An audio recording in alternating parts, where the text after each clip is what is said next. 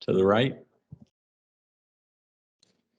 I'm going to call this meeting to order, and we're going to start with the Pledge of Allegiance. Pledge Allegiance to the flag of the United States of America and to the republic for which it stands, one nation, under God, indivisible, with liberty and justice for all.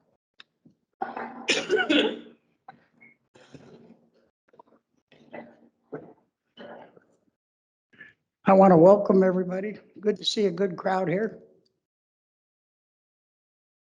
The next regular meeting of the Board of Supervisors will take place Friday, February 18th, 2022 at 9 a.m. at the Community Center, 3500 Edgewater Drive. Please silence or turn off your cell phones. And since we're having a landowners meeting, we need to have a roll call before. Usually it's in on the other part of the meeting. So Kelly, a roll call, please. Supervisor Phillips. Supervisor Herrick. Here. Supervisor Brooks. Here. Supervisor Hotelling. President Gilpin. Here.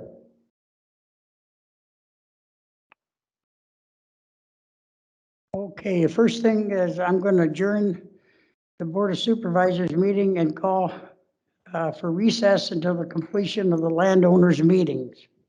So I would ask our supervisors to go out into the public there and sit down.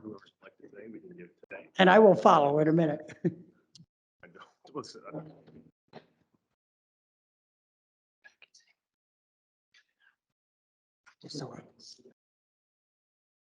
David, I don't know where we go from here, but it says that we need to request for a nomination of the landowners chairman.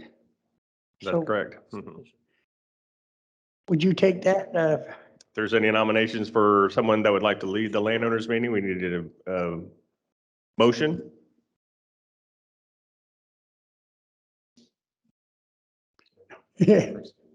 I guess anybody can do this. It's not a, okay, I guess we're gonna have our general manager run the meeting. You want to make we can nominate, I mean, someone can nominate him if you. Okay. And board members are free to nominate as well. You're members of the public at this point. Okay. Have a second? We have a There's second? a second by Okay. Mr. Brooks. We have a motion and a second. All in favor, say aye. Aye. Sounds to me like the ayes win. There you go. So go ahead, Chris, and I'm gonna join the crowd. And you can ask to nominate a secretary. And I'll make a request to nominate a secretary for the landowners election. And again, this is about a 15-minute duty, and anyone can nominate or serve that function. We just have to have a board executive and a secretary present for the election. So if there's anyone from the audience like to make a nomination, or we'll nominate you. Is there a second? Okay, so All in favor? So I'll serve as the executive. Kelly will be the secretary. And if you just give us a few minutes, we did have several weeks of early voting and had about 180 ballots cast. The voting is open this morning. So give everybody that's here a chance to vote. So I'll go back and check with the representatives from Brown Wicks Williams. They are the CPA firm that are validating the votes that were cast and coming up with the final numbers, and they'll come out and make an announcement. So if there's anyone here present that has not voted yet and wishes to do so, now is the time, because once basically voting closes once everyone present has had the opportunity to vote.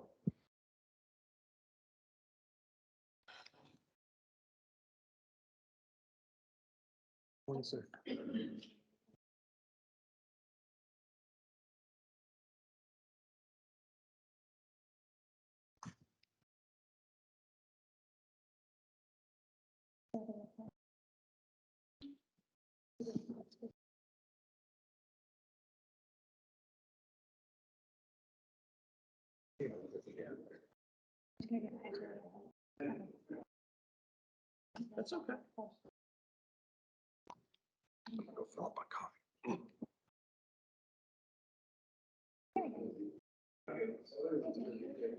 Oh, not too bad. It was a busy morning. Barely made it, but I'm here. I don't want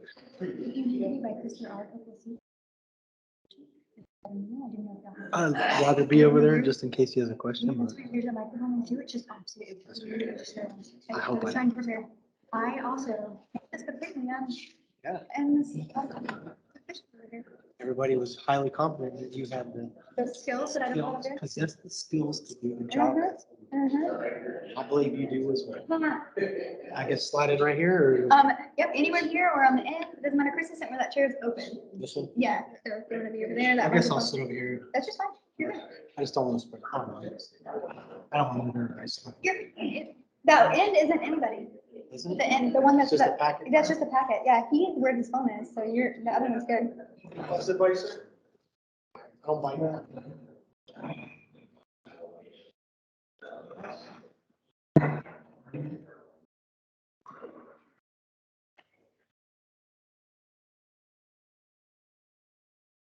Sorry, I pulled them all out so that everyone is close to them.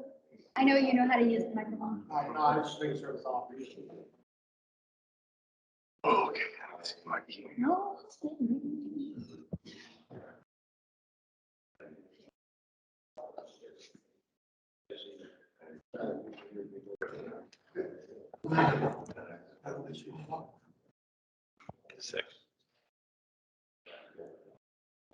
As part of the landowner meeting, similar to the Board of Supervisors meeting, it is open for public comment at this time. So if anybody has anything to say related to the landowners or any public comment, you can have your 5 minutes.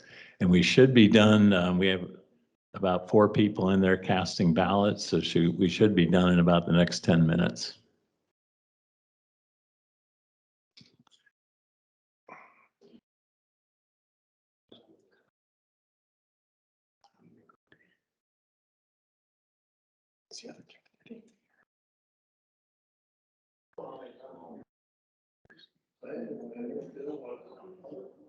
Back there in the green shack. That's my assumption, but I don't know.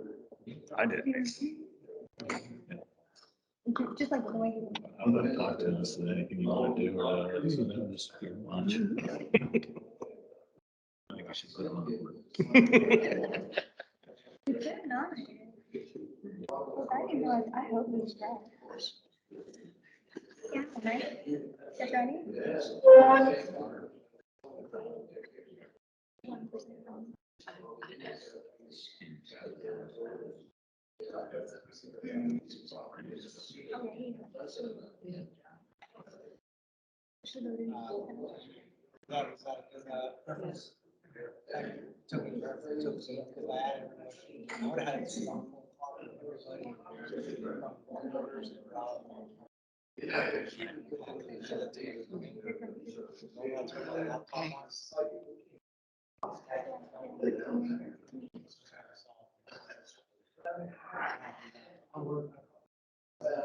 Voting in attendance.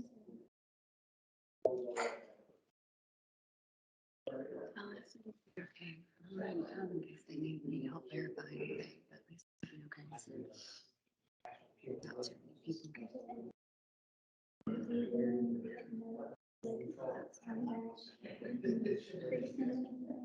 too many people. No. Like, I'll be here in case you need me, because I don't want people that know everybody that's me.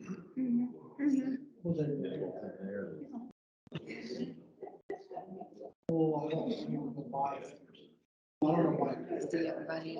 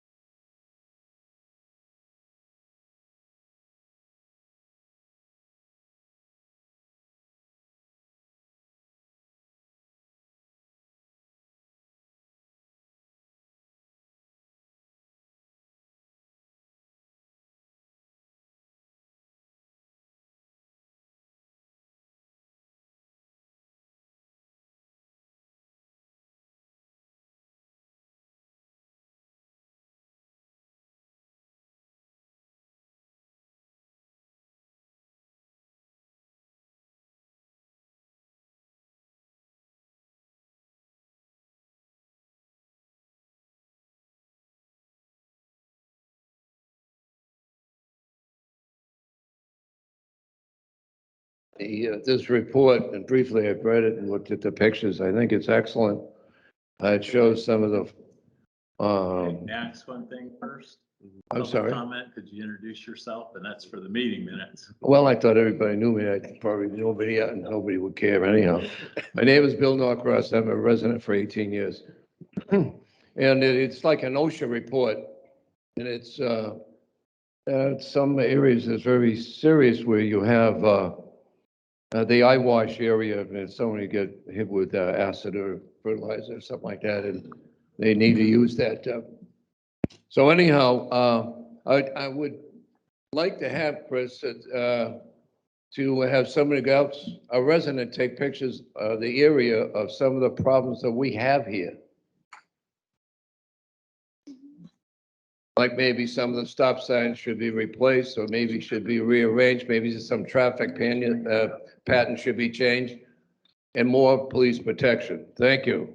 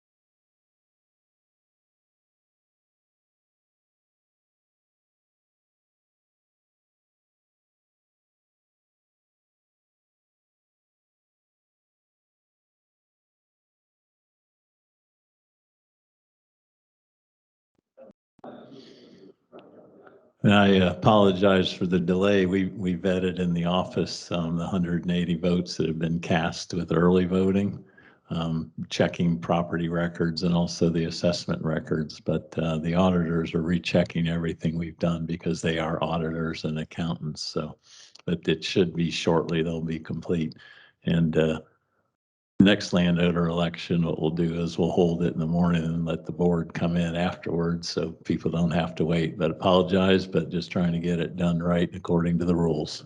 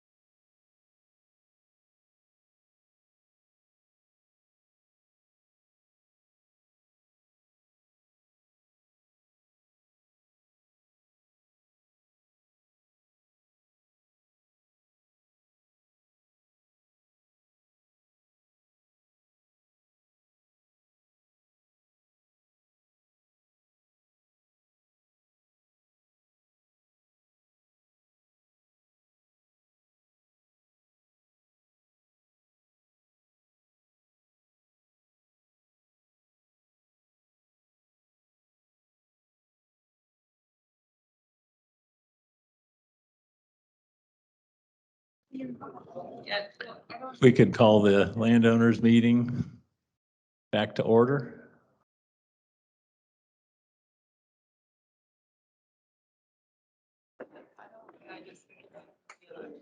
You can just for the record, introduce yourself. Say, there's.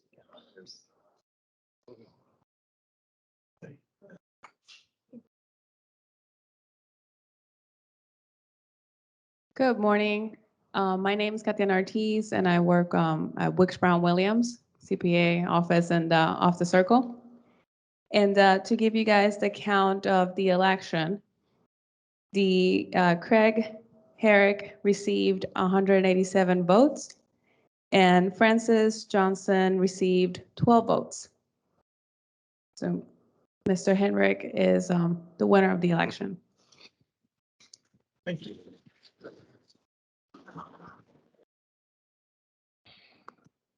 Mr. Herrick, if you want to grab a microphone and I'll issue the oath of office.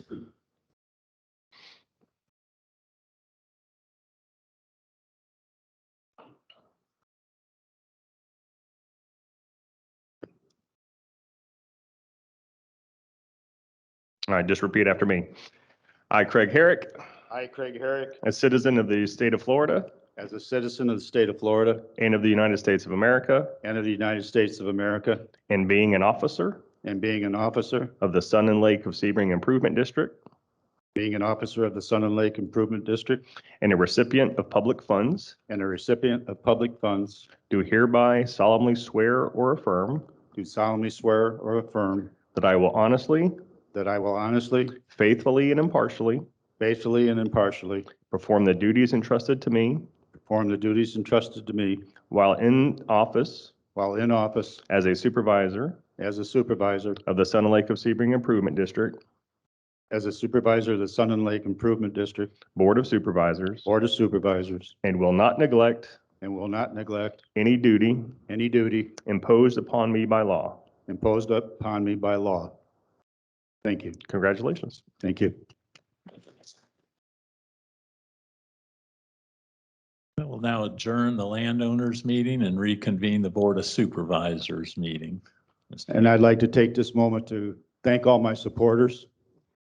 As most of you know, had a hitch in the get-along as far as my campaign plan with Sherry's accident, but you guys went out and took care of it and brought the votes in to bring me back to the board, and I appreciate that. Thank you.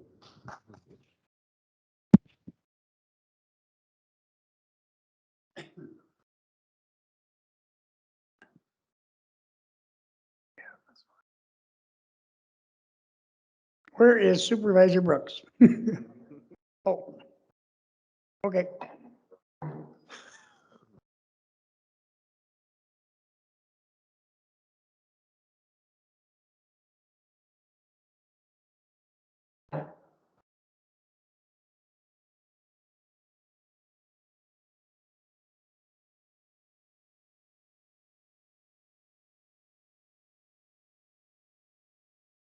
Okay, the next thing on the agenda is the nomination and election of the board officers.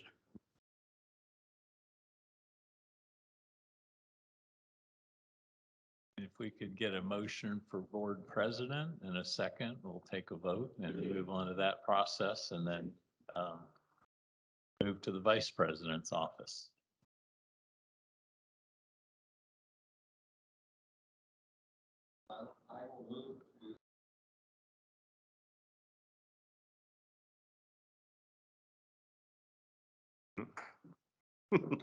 Bring you a spare.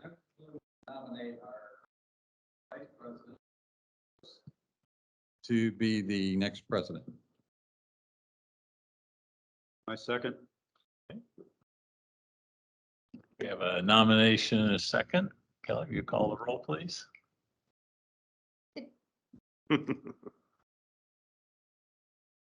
Supervisor Phillips? Yes. Supervisor Herrick? Yes. Supervisor Brooks? Supervisor Hoteling? Yes. Supervisor Gilpin? Yes. You get, A unanimous 5-0 vote. you gotta do vice president. But Mr. Brooks will be the new board president. So Congratulations. probably that you need vice president, and then I'll help you, okay? Okay. So we need nominations for vice president Yes. from the board. Anybody would like to make a nomination? I'll nominate Craig Herrick as vice president. I'll second it. Okay, got a motion and a second. Kelly, we'll call the roll. Supervisor Phillips? Yes. Supervisor Brooks? Yes. Supervisor Gilpin? Yes, Supervisor Hoteling? Yes. Supervisor Herrick? Yes. Congratulations, gentlemen. do we need to do secretary treasurer again? I think technically. I think we do. Yeah, we do. So we need secretary treasurer, one at a time. The board, so do one at a time. Okay, I have any nominations for secretary of the board? I nominate Kelly. I'll second. Okay, we have a motion and a second for board secretary. Kelly, call the roll. Supervisor Phillips? Yes. Supervisor Gilpin? Yes, Supervisor Hoteling? Yes. Supervisor Herrick? Yes. President Gilpin, or I'm sorry, President Brooks. Yes. Yep. Do I have any nominations for treasurer of the board? I nominate Amanda. Second. Motion and a second for Amanda to become board treasurer. Kelly, you call the roll, please. Supervisor Hoteling? Yes. Supervisor Gilpin? Yes, Supervisor Phillips? Supervisor Herrick? Yes. President Brooks? Yes. next page. Okay. Now you're under control now. I'm in control. Yep, So, okay, consent agenda, which includes the minutes of the Board of Supervisors on December 10th and the minutes of the Board of Supervisors from January the 7th, and any consideration of the Treasurer's report from November 2021. Move to approve. Second. Does anybody on the board have any comments pertaining to any of that? I just noticed there was one place in the minutes where Mr. Brooks was referred to as Mr. Brook. That's just a typo. Yes, there was. There were several of those.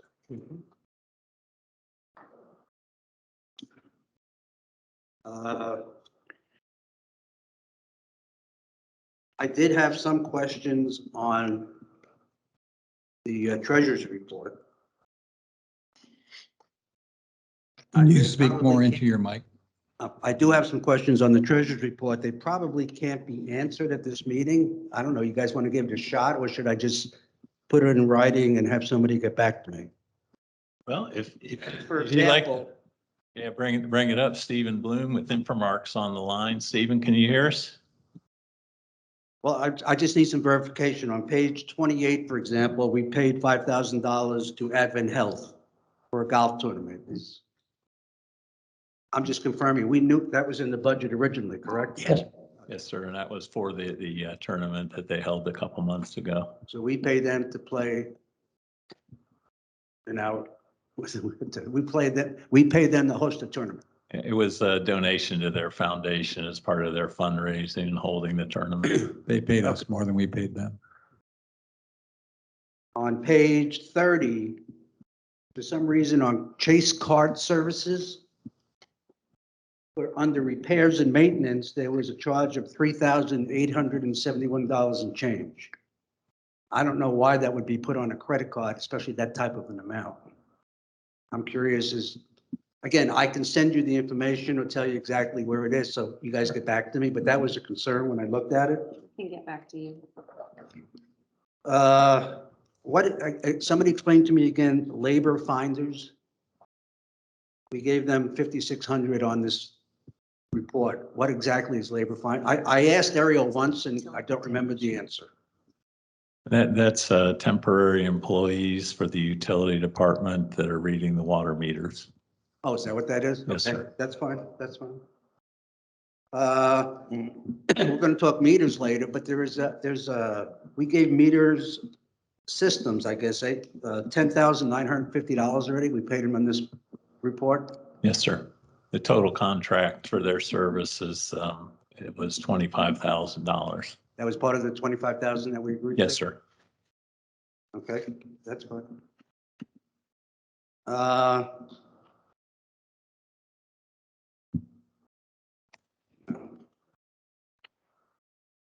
Wesco Turf, what exactly is that? Because we gave them $7,276, which just kind of stood out. Does anybody know what that was and what it was for? That was, I believe that was purchasing part of the parts for the irrigation project up front. Like almost a irrigation pro- deposit, you know, that when we made the approval to buy the parts from them, the irrigation pipe heads, et cetera. This was back in November. Yes, sir. That's when we first engaged. It was like a deposit, so to speak, to hold the Okay. pricing. Okay, that is all. Bear with me.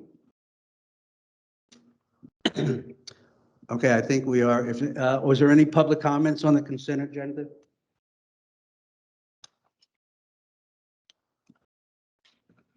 Mark Camp, President. Congratulations, Greg, and congratulations, Ray.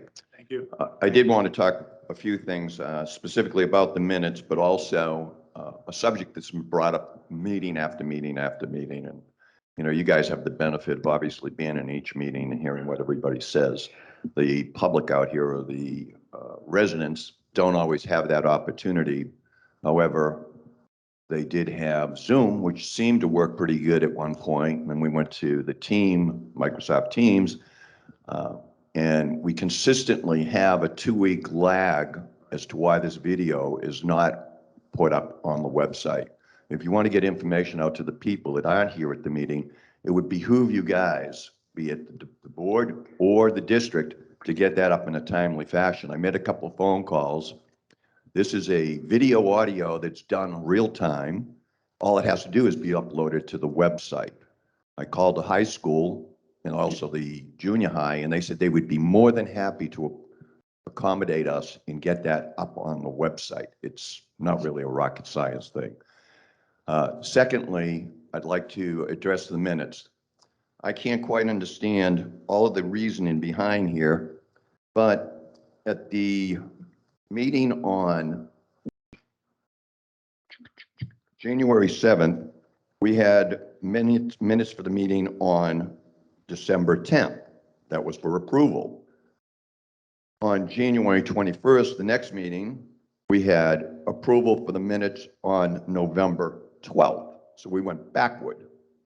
On this meeting, we have, once again, approval of the minutes on December 10th as well as on December 7th. Now, I don't know who's reading the minutes, who's approving them. Typically, that will be on the president's list to look and put the agenda together and also read the minutes. But more importantly, there was a guy that was present at the January 7th meeting. His name was Mark Camp, who spoke multiple times at that meeting. Unfortunately, Mark Camp wasn't even in town on January 7th. So these minutes are wrong. God knows how many other things are wrong in these minutes. Now, we've hired Mark to do this. They're on the line, so I would like to hear their response as to why we're consistently having inaccurate minutes.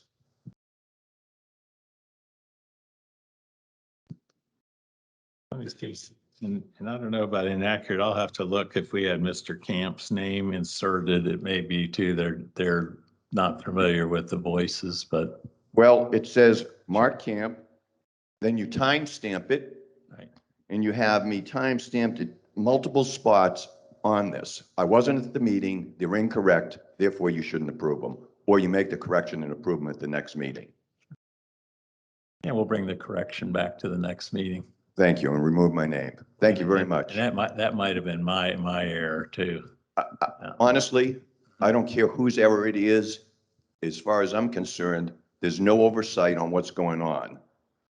You know, there's consistently mistakes being made in the district. I know it's not an easy job, and I figured, hey, you've only been on board for 4 months, but something has got to go. And when people come up and request time again, to have things corrected, and 4 meetings later or 3 meetings later, it's not corrected, that's a problem. Thank you very much for your time. Yes, sir. Thank you.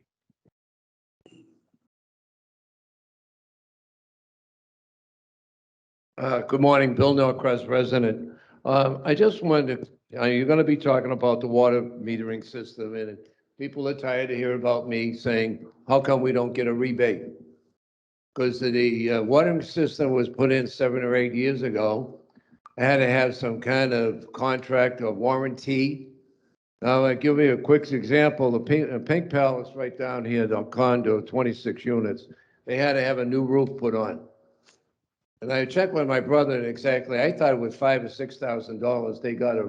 They got a rebate from the company because they had a 30-year warranty on the roof. So anyhow, he said they got $17,000, which is a significant amount of money. Just So a point of clarification, we're doing public comments on the consent agenda now. This isn't general. well, I thought, well, he brought up the watering meeting system, so I just wanted to, and that's the only thing I see here. I'm sorry if I'm out of order, but you know, Bill, I just wanted to bring out the point that companies put up business bonds and they secure it. It's just like a pension fund that's in perpetuity. yes. So, you know, when you have a Bill, we new have a contract lawyer come in and looking want into $1.2 million, Bill, please, come on, you gotta get some kind of rebate. Thank you. you're welcome. We're currently in litigation. Yes, we are. I understand that. And we've been in litigation for a year, and I don't understand how Mr. Norcross doesn't get it, that we're in litigation, it's gonna take a long time to get our money, Especially when. but so we're working on it. Especially I when your lawyer- hope that solves the problem. Are there any other public comments? I'd like to make one comment on what Mr. Camp said. It is totally unacceptable the way we are receiving the minutes and the audio of our meetings. I rely on those, I'm sure the other members of the board do, in preparing to come to the next meeting. I don't take great notes. I don't write everything down, and when I hear the recording of a previous meeting, I sit at home and I take notes, so I know what the heck's going on. So this company that we have signed this agreement with has got to figure out a way that we get them within 2 or 3 days of the meeting, or we'll have to look different ways. I mean, we're paying these guys to do it. We paid somebody to do it here and we had it in 2 or 3 days. That should be our standard. Well, we can change the standard, but when you have 12 to 15 pages of meeting minutes in our meeting on Friday and the agenda items are due the There following are no Tuesday. excuses. No. There are no excuses. We get somebody, I can hire somebody to sit in the office and do it and get it out in 2 or 3 days. We always did. That's how we used to get them. Okay. We went to this company thinking that they were going to be a good way to go. So let's see if they can do it. Otherwise, we have to think about what we're doing going forward. Yeah, and I'll take that blame too on our side because we've had some technical issues with the sound and the cameras, et cetera. So when we provide that to them to do the meeting minutes, it was very difficult because a lot of it was garbled or not clear, or someone wasn't speaking into the mic. But I think if you look at the last product that came out.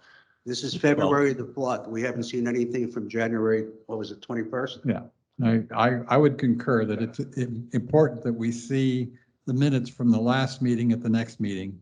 When we're a month behind, it's very difficult to review the minutes at that point.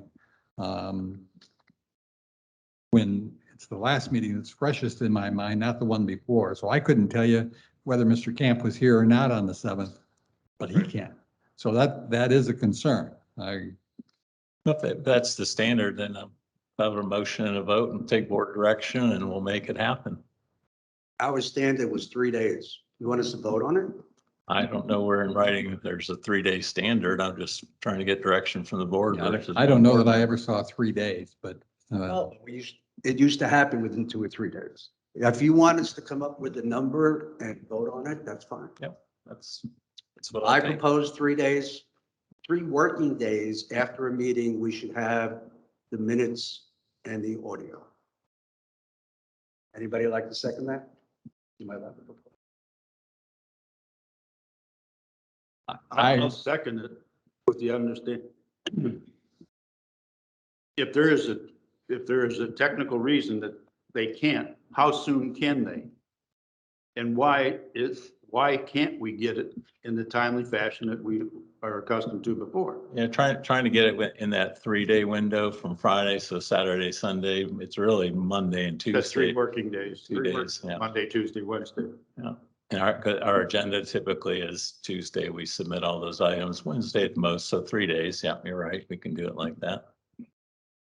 And the audio this time will be up within a day or two, I mean, video, but sure, let's. I just think we need this to run the place. Right. And not having the information when you're already into the next board meeting makes it very difficult. We'll make arrangements one way or the other to make that happen, whether we do it in-house or see if our service company can do it for us. But we're paying these guys to do it, right? Right.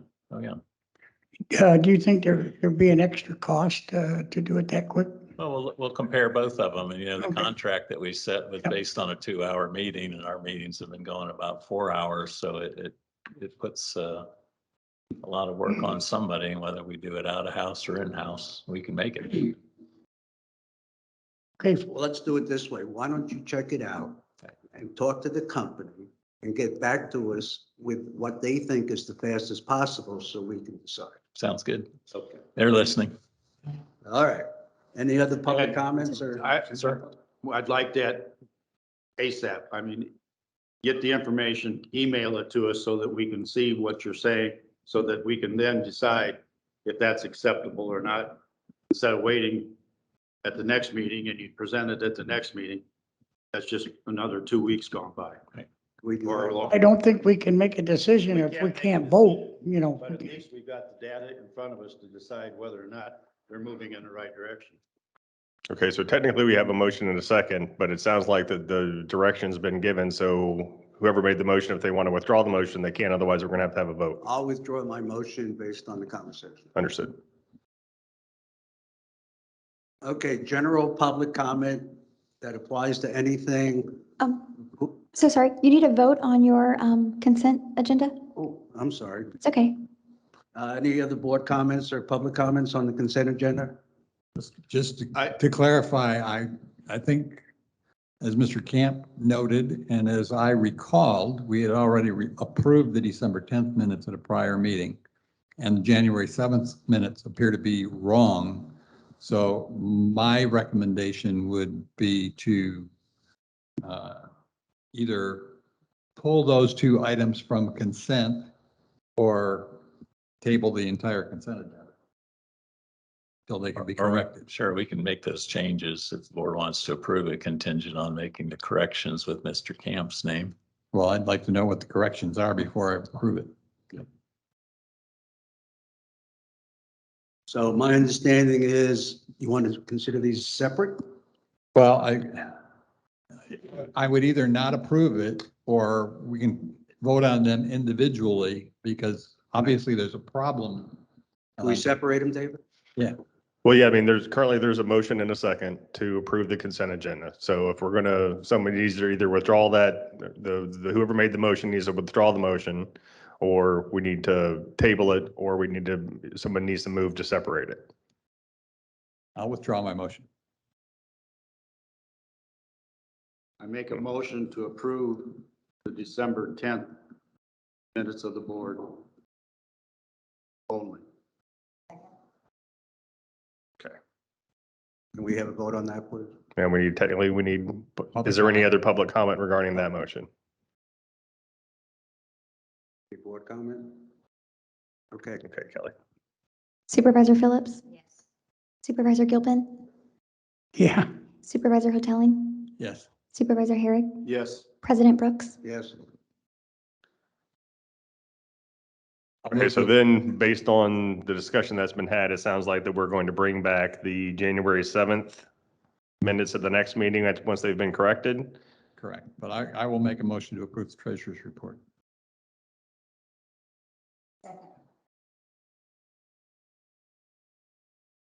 Any comments, public comments? Any board comments? Okay. All right, so for the treasurer's Supervisor Phillips? Supervisor Gilpin? Yes, Supervisor Hoteling? Yes. Supervisor Herrick? Yes. President Brooks? Yes. public comments. So we are holding the January 7th till the next meeting. Correct. Now we are on to public comments. Anything pertaining to not what is on the agenda to follow? Anybody like to say anything, speak from the audience?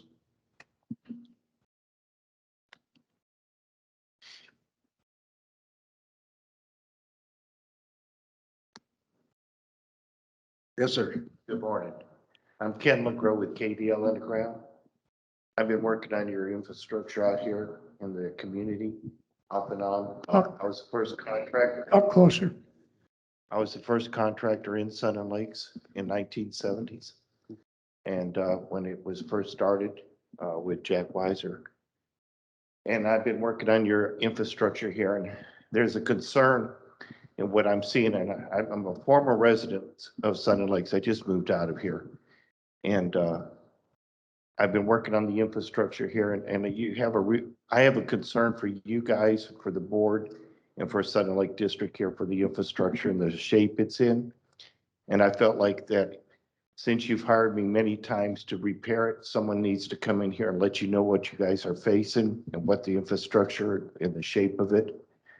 So if you'll just bear with me for a second, the underground utilities are in disarray at this point in time, and you're looking at some major repairs coming up. You have your drainage, which is the drainage that I have repaired here is in bad shape. The sewer, the manholes are deteriorating, and their bottoms are rotting out with the high methane gas that is in the system. Your water lines, you have some in that in the asbestos cement pipe that need replacing and stuff. And I'm out of a courtesy for you guys.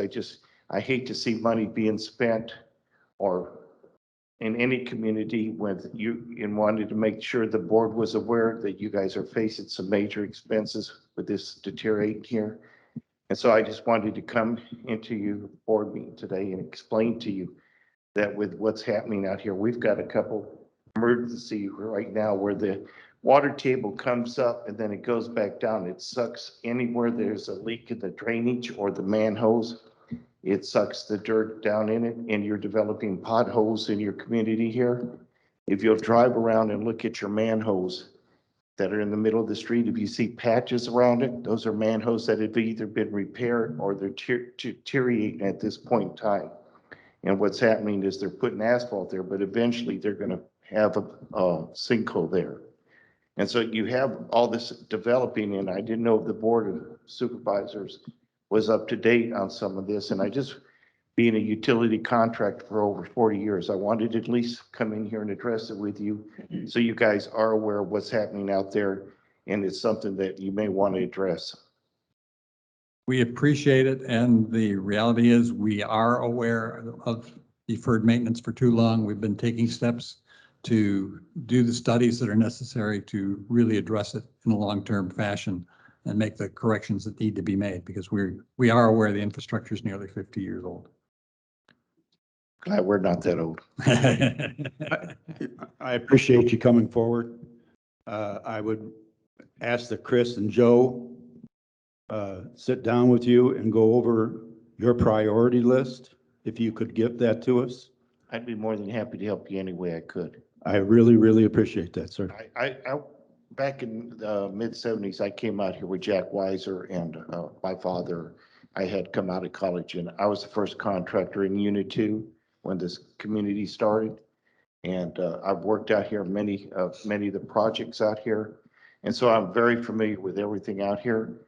And being a homegrown Highlands County resident, I I like this community, and when I build my permanent house, I would very much like to consider this my place to build. So I just want to make sure that the board was aware of it. And I figured you were, but I just think sometimes people don't say anything. And I'll be more than happy to work with it when you want me to give them some advice or push in the right direction. Well, Thank you for your time. another pair of eyes can't hurt.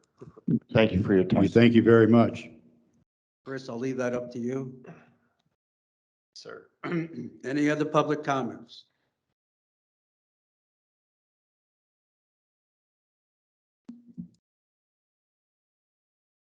Bill Knock, resident. This gentleman was just here, and he gave a kind of a depressing viewpoint of the infrastructure here. And my point of view is, how do we pay for it? Now, because this is an independent, self-serving district, we cannot get federal money and stimulus money, grant money, all this other stuff. We have to go with our hat in our hand and look around and look out real hard.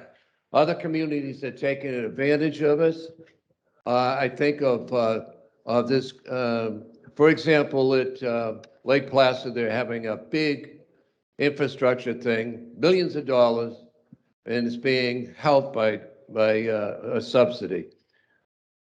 I think the community here really needs, there was supposed to be somebody hired for looking for grants. Is that correct? Yes. How are they doing? We've applied for 2. Applied for 2. Okay, that's good. That's better than 0. And I hope it works out. But I tell you, that the 7,000 people in this community realize how they're being shortchanged. I know that Scott has tried to enlighten us on the gas tax and the other things that we're not eligible for. But I tell you what, I think something has to change so that we are eligible for all this funding that goes to other districts and other cities and towns. I hope I make myself clear from Yes, my you did. point of view. Thank you, Bill. Any other public comments? I do, before we get to Scott, I did want to say one thing that I forgot before. I want to thank Michael for his year of service as board president. I could imagine it's not an easy thing to do, so I do appreciate the job that he did. Thank you. All right, Scott.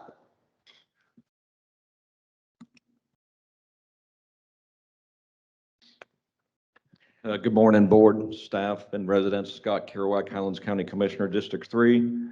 Just a few things to report to you this morning. We had a board meeting this past Tuesday, and staff had brought a recommendation in front of the Board of County Commissioners looking for funding a impact fee study. They have started conversations with each of the commissioners.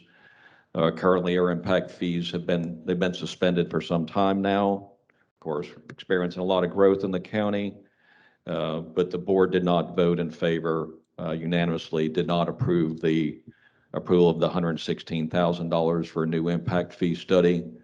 We feel that there's more due diligence that needs to be done by staff to meet with the Realtors Association, meet with builders and developers here in our county. Also, I have concerns about impact fees already with the price of housing as it is. I know that builders and developers initially pay the impact fee during the permitting process, but of course that gets passed on to the cost of the home.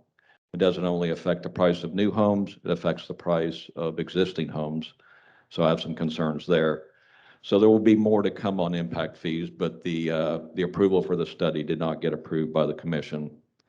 And one of the only other things, we had a zoning issue come in front of us for Spring Lake community on a apartment complex, an eco-friendly apartment complex, which is going to be 90% solar powered out there. It's going to be a total of 204 units out there. And the developer, the one parcel, it's going to be 2 parcels, 2 phases, 102 apartments in each phase, 2-story apartments.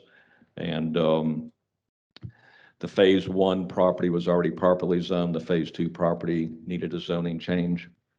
And that was previously approved by the Planning and Zoning Commission, but final approval has to come in front of the commission, and it passed 5-0 for that project to move forward.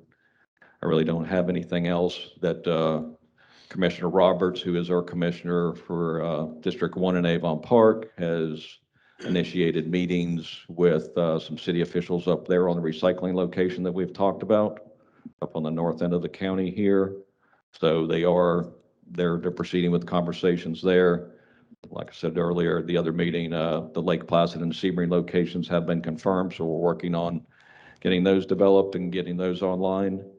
And the last meeting, you had requested that we had set up a meeting with your general manager, Chris Shoemaker, and our county administrator, Randy Vosberg.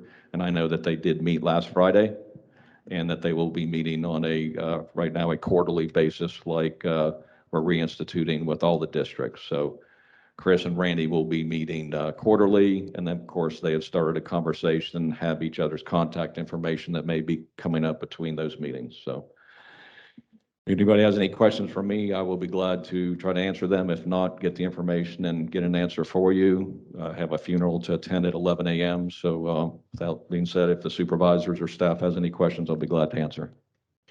Real quick, Waste Connections, did they ever come up with a pickup schedule for the extra container? I have not heard. I was told, but I reported last time, but I'll look back into that. Craig, I know that you can call Waste Connections now if you'd like for it to be picked up, and they will work on that. But as far as a coordinated effort to go to different communities, last thing I was told, they were working on it, but I'll make a note to look into that and report it the next meeting. Thank you. Yes, sir. You can call them and return it yourself. Yeah. I mean, I've done that.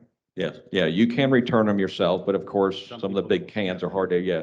But they did tell me they were working on a coordinated effort to put out on all of our social media pages and what have you, to do pickups, to come by and actually pick up your can. And I'm glad you brought that up. I'll revisit it and report back at the next meeting. Thank you. Yep. Any other questions? Any questions from the public? Thank you all so much. Take care. Have a great weekend. Have a good day. Next is the action agenda. But before we tackle these two, I think we need to have a conversation on the budget, which I think you guys have prepared some information on. What I asked them to do was to prepare some numbers, and if we approve the meters and the golf course as they are, what would happen to us? So I'll turn it up. Chris, Amanda, which one?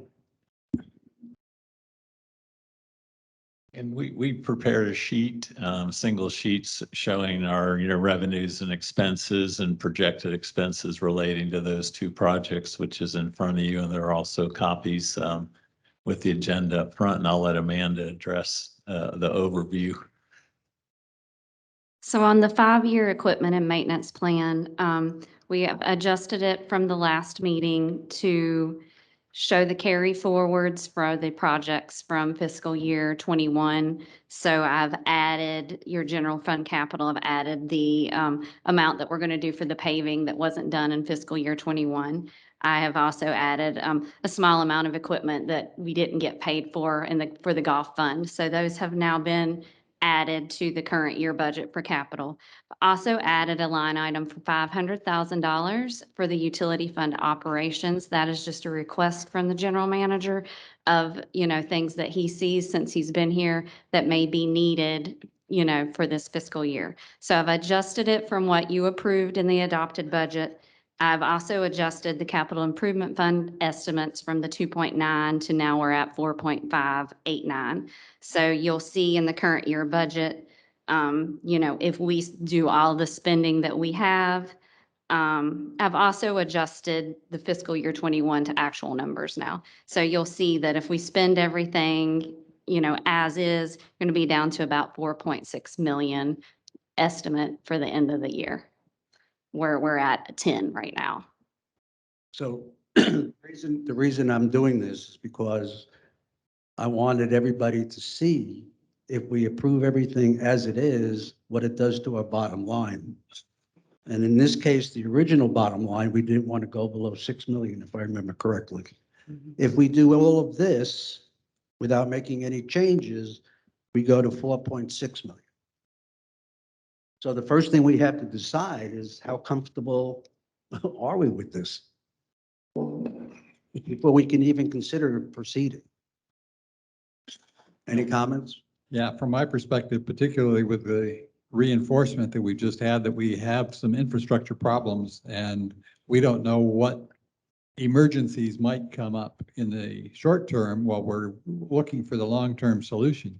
I'm not comfortable draining our funds that far. Any other comments? Mr. Brooks, if I may, we added on that bottom line about $500,000 extra. And I wasn't planning on spending the 500,000. And right now we're looking at capital that we have for asbestos pipe and redirecting a force main, which may not need to be done because it was an infiltration issue and meter issue that's corrected. So in our existing capital budget, I may have 400,000 of that $500,000 that can get us through some of those trainings and needs for this fiscal year.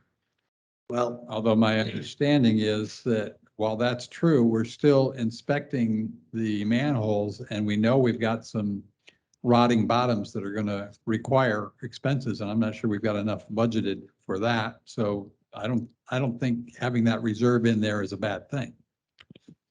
And I agree, and we are also taking steps to increase our operating capital in the utility department with that proposal to increase the connection fees, which we'll be putting into place, bringing to the board and public hearing this Yeah, month but and that- next month. that would probably come more into effect with the next fiscal year than it will this fiscal year. Yes, sir, to refill the coffers.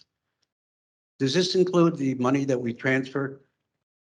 In October, we took a bunch of money and transferred it because we hadn't gotten to those, like the road money, which was 300,000. Yes, it does. If you look at the general fund capital and then the carry forward, I added that 300,000 there. So you put it, so that's all in. So this is pretty good up to date. Yes. So then we come back to the original question. We can either, here's your choices as far as I can tell. You accept we do both or we allocate the monies for both projects, then we can talk about them. Or we can look at the capital that, other than that, and see if there's anything that can be possibly moved. Or we just, I guess those are the only two options I can think of. Anybody have any feelings? I don't necessarily like to idea of financing, but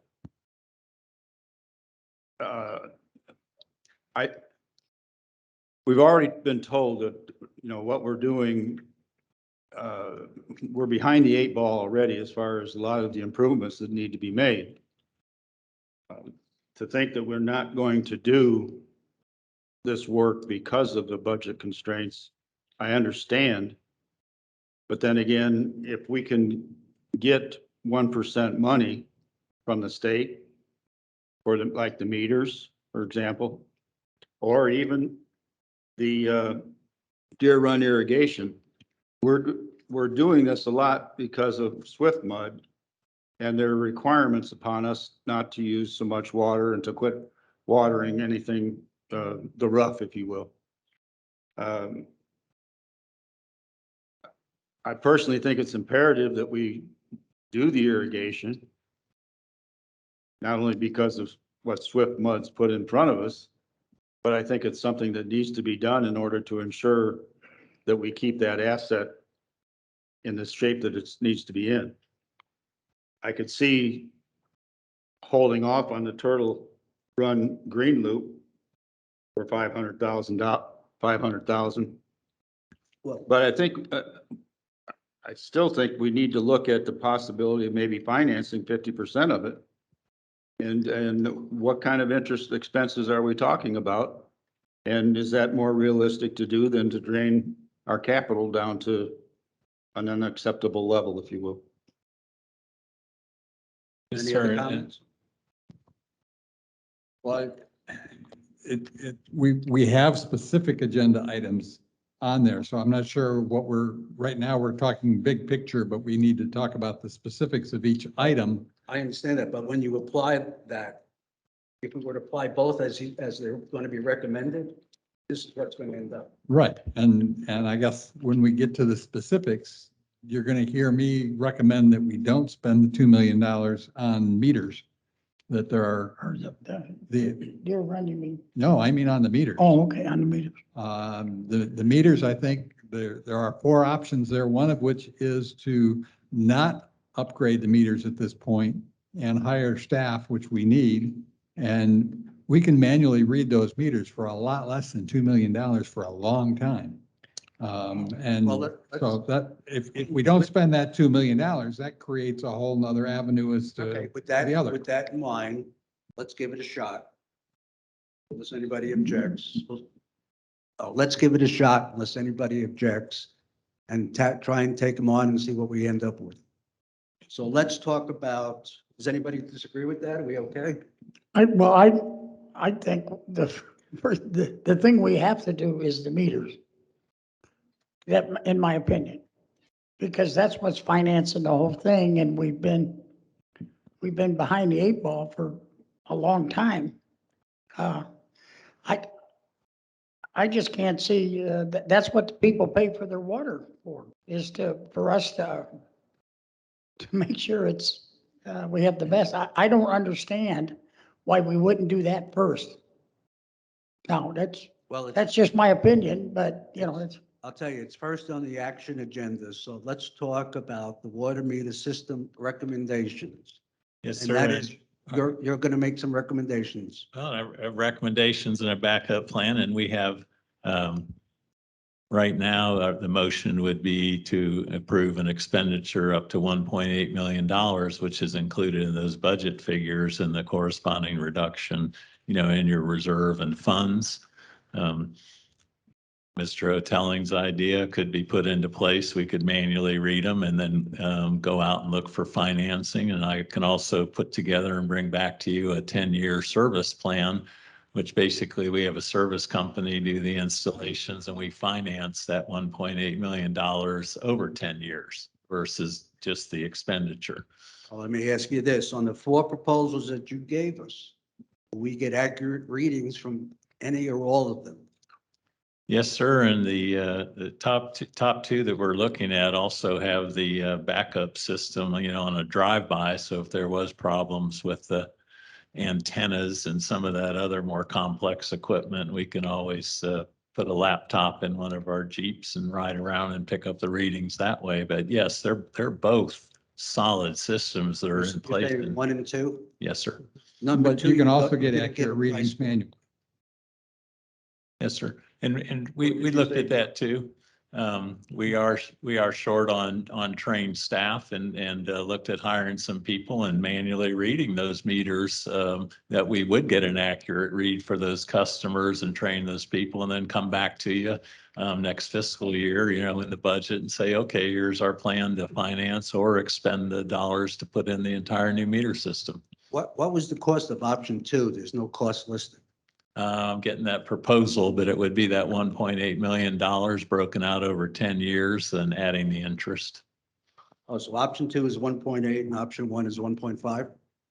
Well, the 1.5 is buying the meters all in. You're going to be about 1.8 million with this software and the other fees as we discussed. Option 2 is establish a metering as a service agreement with the firm specializing. How much would that cost us? It says you can spread evenly over 10 years. Yes, and it would be that $1.8 million over the 10 years. 10 years. Oh, that's what it is? Yes, sir. And then, with the interest charge, but right now the interest rates are low. So And so we'd go from $1.8 million to about $200,000 a year, as a meter investment. do the meters work or not? I Yes. thought we're replacing them because they don't work. Well, the top end doesn't read remotely. The meters are about 8 years old and you can go out and read them manually. That's what we're doing right now. We have 2 people doing it and we're getting accurate reads, and they're going around checking each one and bringing that data back. And then they have to input that data into the system. When you have the automated system, it all just comes in 15 minutes and goes into the billing system. There is no labor involved in between. Parts and replacements available for the existing meters? The company Mueller that put them in said that they would retrofit the top ends for $500,000. And that's the company that sold us the first round of meters and top ends. So Is that that's the one kind of, The one we're Yeah. still- How many meters do we have that that don't allow for a read, that have to be manually read?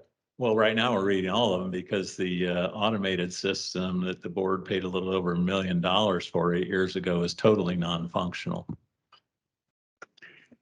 I just, again, and I'm confused. Why would we finance something that's making money? If we want to finance something, how about I don't understand where we even got this proposal that we would finance something that's making money that we need to fix. And that's just, It makes no sense to me. Well, that was just something to start thinking about. If we can't spend 2 million, if we can finance, then maybe that's the way to go. I'm not suggesting that that's the way. it's an option, and that keeps your reserve level up. Are there monies available to us for something like this? To borrow or loan money? Grants? Grants, I don't like- not so much, because the median household values in Sun and Lake, a lot of that money that you see like going to Lake Placid is due to the household incomes. Grants, no, we'd have to go through borrowing. So Sure. let me see if I got this right. We can either spend approximately $1.8 million or hire a couple of people to read the meters and call it a day. Yes, sir. To me, it's a no-brainer. I think, Option 4 is, what is your projected cost on option 4? That would be about 200,000 a year, the 1.8 million over the 10 years, and then No, adding. option 4, hiring additional resources and reestablish monthly manual. What was your? We'd be looking about $200,000 to hire staff with benefits and train them, and they wouldn't just read meters all the time. I understand. 1 week a month, the whole crew would go out and read them. And we would get accurate readings, no surprises, and we would just have to do maintenance on the existing units. Correct. And right now, we still have that issue too with replacing boxes, so we would start doing that because that's very affordable on those broken boxes. and this gives us the flexibility to get a better trained staff so that when we're ready and more confident in a system that can be read digitally, we may be able to do it then, and we may have resolved our suit with Mueller then and have some money to help pay for the new system. But I think in the short term, to me, it makes a lot more sense to hire the staff rather than invest all that money into technology that failed us the last time. This is I was gonna say, arguably, if we were hiring staff to go around and read these meters manually, that information can be used as potential damages in the lawsuit, because that's something we shouldn't have had to do. So just another potential, that we may be able to recover some of those expenses as damages. all right. Do we have any other comments from the board? Uh, Are there any public comments?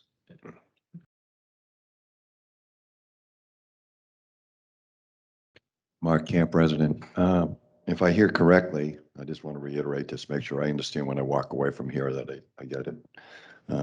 Mr. Hoteling suggested, along with some concurrence from the board, that we would hire some people to read this manually, and that would suffice and everything would be fine. We would get accurate readings and people would be billed accurately. First of all, is that a true statement? That's a true statement. They would do more than just read meters, but yes. Yes. Okay. Secondly. Wait a minute, go ahead.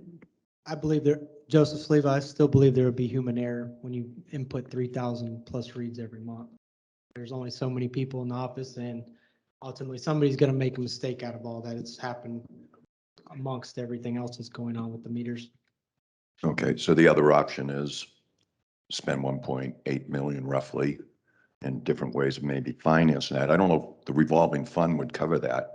Is there a way we could use the revolving fund to cover that? We can put the application into them. Typically, they would consider that. It might not be real high on their priority list because they look at that as an operational cost. But we could certainly put the application into them, and financing through commercial paper is done regularly. Okay. And when you talk to revenue, I'd like Joey to make just a couple quick comments on that. Yes, if we went with the number one option, proposed option, with the lowest responsible bidder, I've taken the time to speak with multiple references from those companies, who are not paid by them, are just, for instance, this gentleman is the utility director and assistant district manager of St. Lucie West. I asked him multiple questions. I would like to take time to read two of them. Camstrup claims one of the lowest low flow readings of 0.015 gallons per minute as a low flow revenue recovery change since mechanical meters were changed out. Are you seeing any return? And if so, are you willing to state estimated daily increase in revenue for your 6,700 plus Camstrup meters? He did include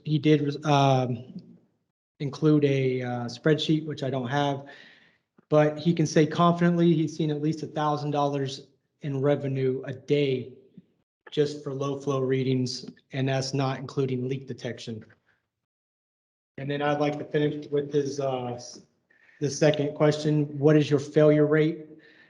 Since 2016, they put in 6,700 plus meters and are fully operational.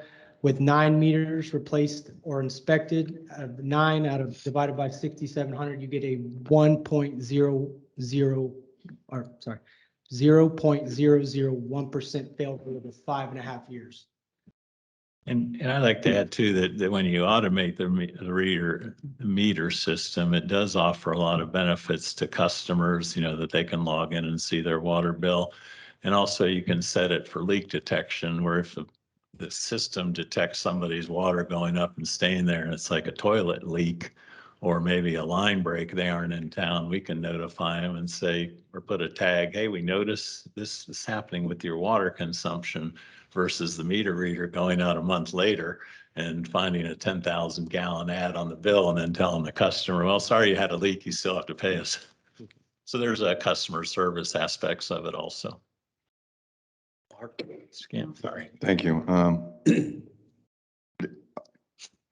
You're faced with some different options is all I'm looking at, and I think I understand those options. One is hire somebody to do it for a short term maybe, and I don't know what short term is, maybe a year, 2 years, until you can find some level of funding, finance it over a period of time. You mentioned, I think, and maybe I misunderstood, a third option would be to use a service company. Now I know Infomark does that service, don't they? Well, they do, but we typically would not use our district management firm as a subcontractor. Okay. But it would be somebody like that. There's several companies that do it, and they would do the financing and everything. We're just making them payments. Yes, sir. Yeah, I just know that was one of the services they happen to provide. I didn't know if that would be encompassed. I mean, we're paying $105,000 now to them, so I'm not sure we want to keep giving them money. But if you're looking to gather some money, it's not the best solution, what Joe said about human error, but digital systems also have errors, okay? They do misread. And for the short term, I would be looking to hiring some people in. This is just my personal opinion. Hire some people in, do it for the short term, whatever that happens to be, 1 year, 2 year, and then try to figure out where you can come up with this additional money. There's a lot of things happening in the district. There's a lot of new homes being built, which is great. There's Prominence that's coming in that's going to do this. I understand there's another company that's looking to come in. There's going to be a lot of expenses coming up. And if you knock your reserves down to 4.654, and you have a problem, then what are you going to do? You're going to run out and borrow more money? Anyway, Okay. my thought. Thank you. Thank you. Thank you, Scan. Any other public comments? State your name. My name is Bill Norcross. I'm a resident of 4875 Pebble Beach Drive. Thank you. You have options here, and I believe that really you have arguments for both options as far as reading meters. It's really nice to have a computerized system. There's a lot of good things about it, like instant recall, finding out if your bill is too much, and you can find out before there's a complete disaster. But I do have a recent PC failure, which I've lost an external drive, and I don't know how, and I'm not too happy. But anyhow, the human factor is also you have human errors and time lapse, and can they do it all? We got what 3,500 meters out there. It's got to be time consuming. It can't be up to date every day because it has to take quite a while to have it done. You know, a service company coming in, that sounds like a good idea. It's a temporary thing. But I think that by having funding and the search of funding could really be beneficial to us. And I suggest just a year or two moratorium and do it the human error way, and then really get a hold of somebody with a computerized system that's more reasonable. Thank you. Thank you. Anybody else like to comment?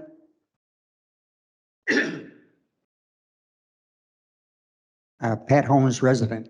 I listened to Mr. Camp, and I agree with him that if we have the meters read manually for a couple of years and then look at our finances, there's only one way to get more finances for it, and this is something that everybody will scream about, but increase the fees that we pay for water and sewer. We are one of the cheapest in the state of Florida for the fees that we pay. If you go up to Ocala, it's amazing what they pay for it up there. So look at that, and maybe we can get a fund together with the increase that we can use this to buy our new meters. Thank you. Yes, sir. Pat, could you state your last name again? I missed it. Holmes. Thank you, Pat. Okay, correct me if I'm wrong. Is there any other public comments? No. Any other board comments? Yes. Oh, here comes. Is this from the board? No, public comment. I just want to, Michael. State your name. 5260 Columbus. I just want to we have dragged our feet long enough for this. This has been 2 or 3 years we're dragging our feet. Joey has done a great job researching what he's telling you now. All right. I know personally that Joey's been on the phone with different districts and stuff like this to see what the best way to go. Okay, we keep dragging our feet. You just had a contractor in here telling us how bad our place is, and we know that. But every time we try to get a project done, everybody wants well, let's wait. Okay, we definitely need the meters. And Joey, I thank you, right? Because I know how much work and how hard. He's called me when I was still working. He's called me at night and we talk about this, okay? He's done, he's talked to many, many people. The company that I think he wants, and I know he wants, is, and I sat over the last year or a year and a half meeting with these companies. We have to do something. I know it's a lot of money, maybe finance it, I don't know, but we should move on with this because right now, we're losing money with the meters because there's leaking. Well, okay, we'll make money up there. We have to make a decision. Stop dragging our feet, okay? Thank you. Thank you. Any other public comments? Okay. Correct me if I'm wrong. I see that we have 4 options presented to us. Yes, sir. I assume we have to vote on each one. How do we do that? Someone can make a motion if they want to select a specific option. One more comment, if I could. Option 1, you still need additional people, do you not? Yes, sir. Thank you. I move that we go with option 4 and hire personnel and do manual reading until such time as we can get the funds pulled together. Second. This is not in any way a reflection on what Joey and you guys have done as far as gathering the data for us to present to us. I think it's very detailed. It's a matter of finances. Do I have a second? Second. Okay, so just to clarify, so I think we'll probably need to check and see how long the bids are valid for. It doesn't sound like at this time that no one's made a motion to I guess, Accept any- disapprove. Yeah, I would say we have a second. I understand what the current motion is. I just want to make sure that all the board understands we need to determine how long the bid, because we've received bids on this project. It was a publicly bid project and we've received bids and those bids are valid for a certain amount of time. If the board is saying that it does not want to, it's going to not approve any bids, that doesn't sound like that's what's happening this time. That is what we're saying right now. Okay, so then the motion is to not approve any bids, and just to make the board understand, if that decision is made, then if this bid process is, the result of this bid process is a non-award, we would have to go through this process again in the future if we're going to. We got to start all over again. Correct. I mean, we don't have to start from scratch because we still have the prior bid stuff, but it would have to be publicly bid again. Mr. Herrick, do you want to reword? Well, if the motion fails, then that means these bids are still in. Correct. I just want, but it may not. I'm just wanting the board Well, to understand that that's the. If item 4 is passed, doesn't that automatically negate the other? Yes, that's what I'm, so I want to make the board understand that if this passes, because it sounds like that and I'm just confirming the motion, the motion in the second is to do a non-award of the bid and hire additional personnel pursuant to option 4. That will result in the necessitation of a subsequent bid process if we're in the future, if we're going to do a new meter project. Just that's what I want the board to understand. I understand that. Okay. I have a question for you, Chris. Is there any other part of Sun Lake that makes money besides the water? Not that I'm aware of. Okay, and because I keep hearing about finance and we make money in the water to pay for these kind of things, but I respect the board's decision. It's 5 of us, but the whole thing is turned around in my head because that's what we've been saving money for. And we have a problem. But I certainly know how it works and the board has this thing, but that's where we get all our money. And we're talking about financing, the thing that makes money.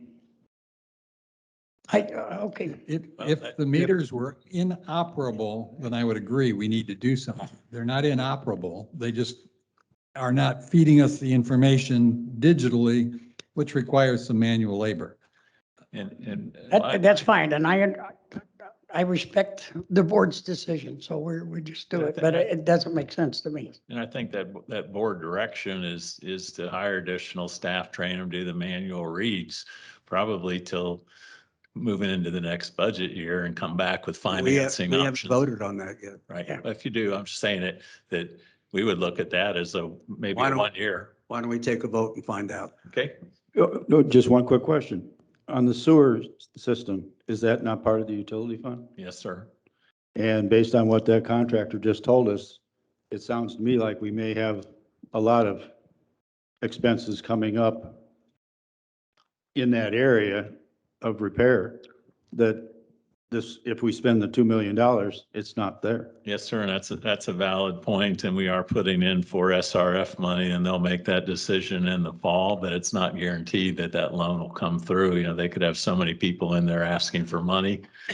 I thought we've already submitted for that money to cover some of that $5 million. Isn't that what Ariel told us? Yes. They put in the notice of intent to file for it. We're doing the facilities plan right now that the board approved. We approved that last meeting, right? Or Right. something? Yeah, but it was last month and that'll be done in the next month and you have to submit that first before they'll. But to Mr. Herrick's point, that's a possible $5 million bill that may be coming down the road. Right. That, as we all agree, needs to be addressed as well as the meters. And the I think. stormwater, we're working on that too. I would like to state to Mr. Herrick, basically the water you use is the water that goes out. So with the increase in revenue of used water is also going to be increase in revenue in sewer. It's apples to apples in and out. Thank you. Any other comments from the board? Can you repeat the motion and let us vote on it? Okay, based on my understanding, the motion is that we do a non-award of the bids and hire additional staff to do manual reads until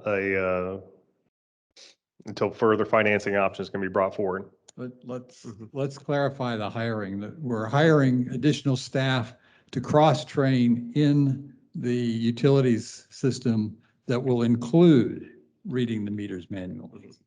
Correct. That's the motion on the table. Correct. Let's vote on it. Supervisor Hotelling? Yes. Supervisor Phillips? Yes. Supervisor Herrick? Yes. Supervisor Gilpin? No. Supervisor Brooks? Yes. Okay. I would like just to go on record as saying I do want to revisit this next year and have an update on how we did with the reading of the meters versus looking at possibly changing it out next year. So it's a year away, but I don't want this information to go to waste. Yes, sir. And then Eventually, we're going to have to replace them. right, and the goal will be to put the automated meter reading system in, and depending on how revenues go and some of our other financing, we could be bringing it back to you, later on in the budget year, this year or the beginning of next year. Okay. To include in next year's budget. Yeah.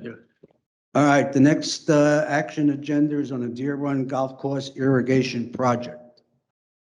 Do we need motion? Some sort of motion, yes. We need a motion. Want to discuss it? Yeah. Okay. I so move. Second.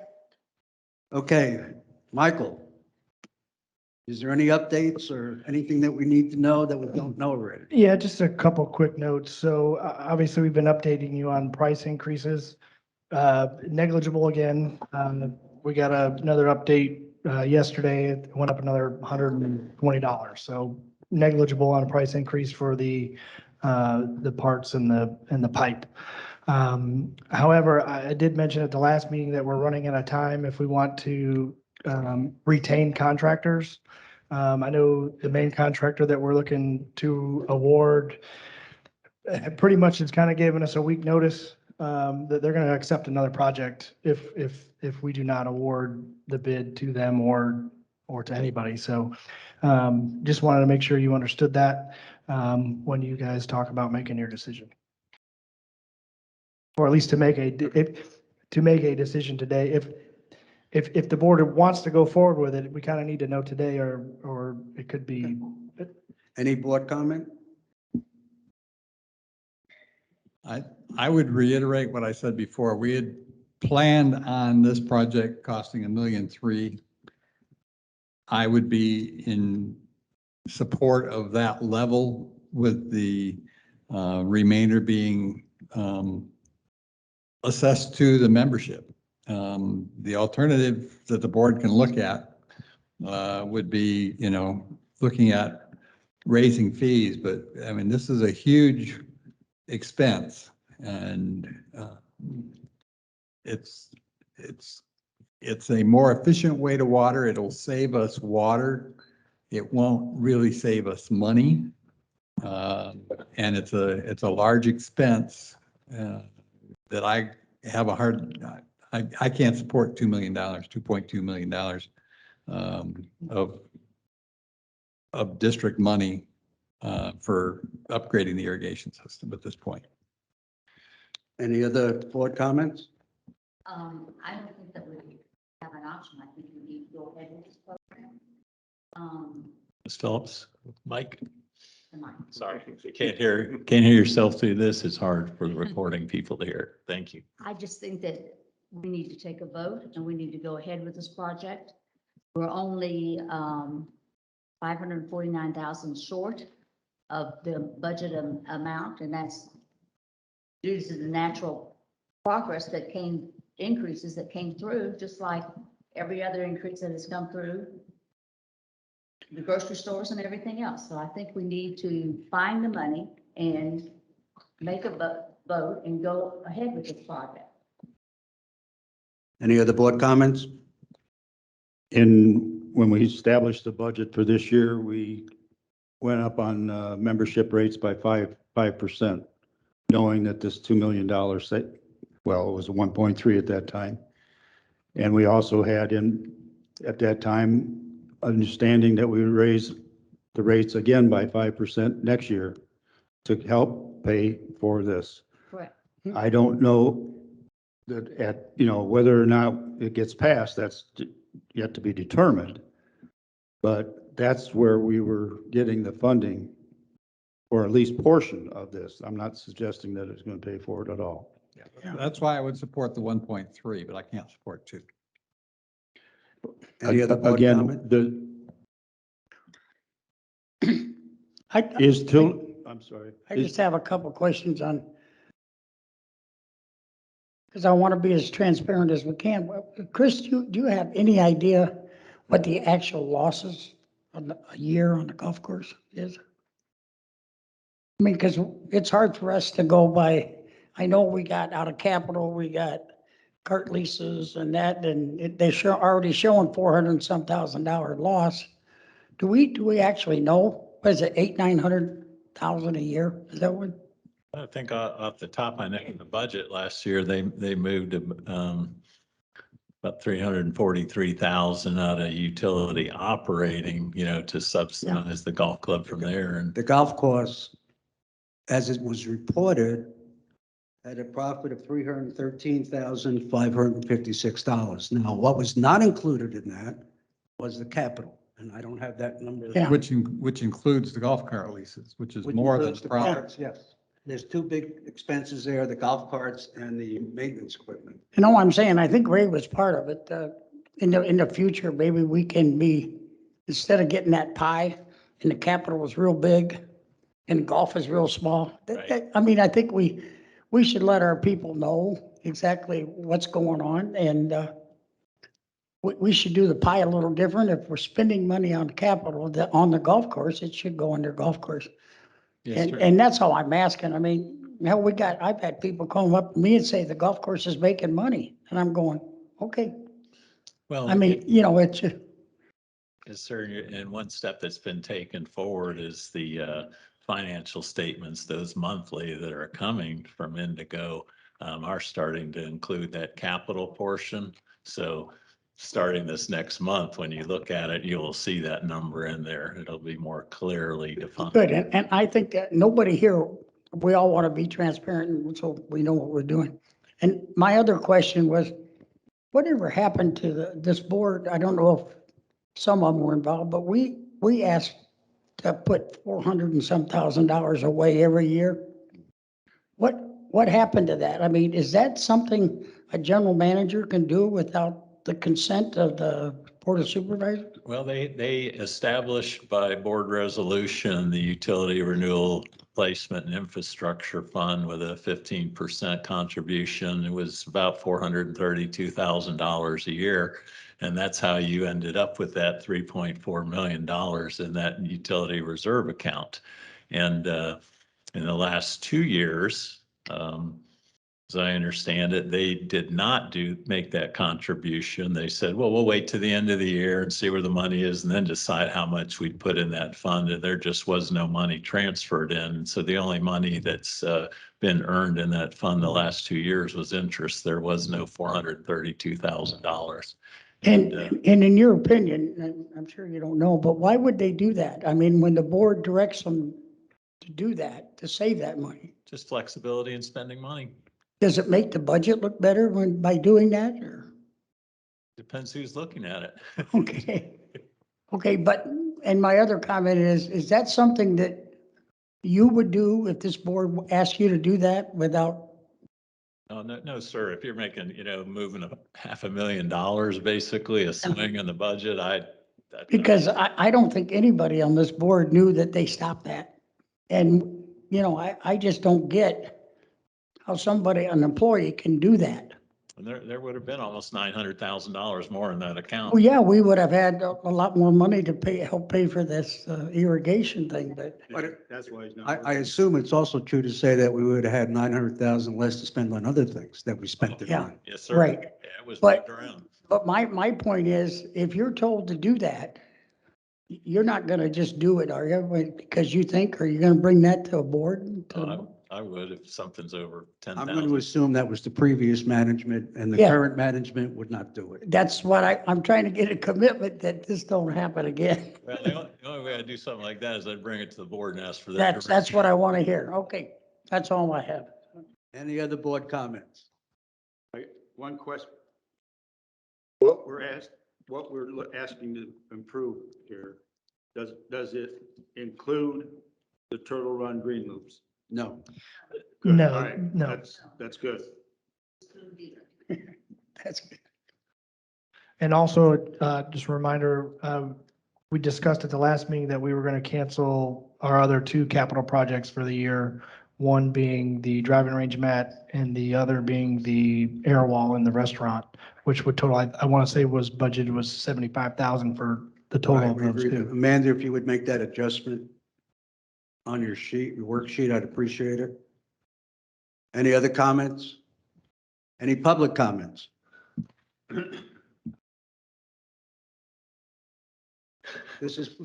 All these public comments should be directed to the board. I'm not going to do one-on-ones. He might have to He may come up verify and some answer. information. Mark Camp, resident. Just a quick one. I want to understand something here. Because I'm looking at this sheet and it says Deer Run irrigation was budgeted for 1.35. Yes.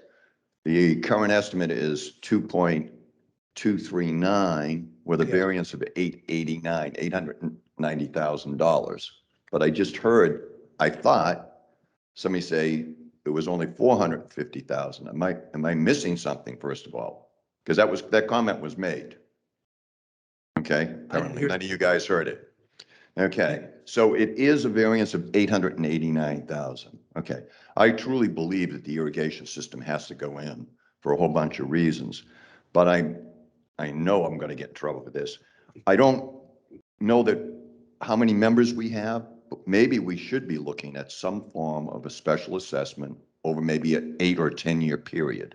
Nothing over a 2-year period, but maybe over 8 or 10 years, which would be probably minimal, somewhere in the area of, I don't know, $200 a year or $150 a year.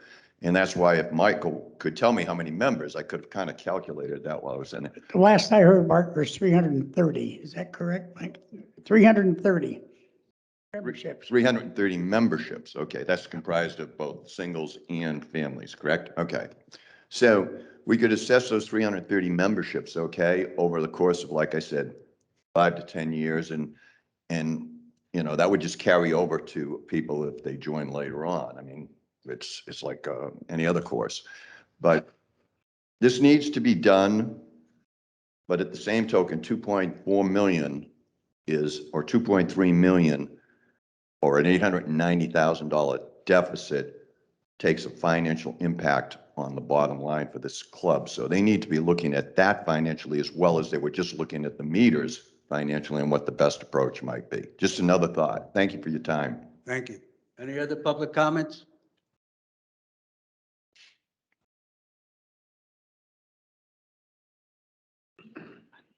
Bill Norcross, resident.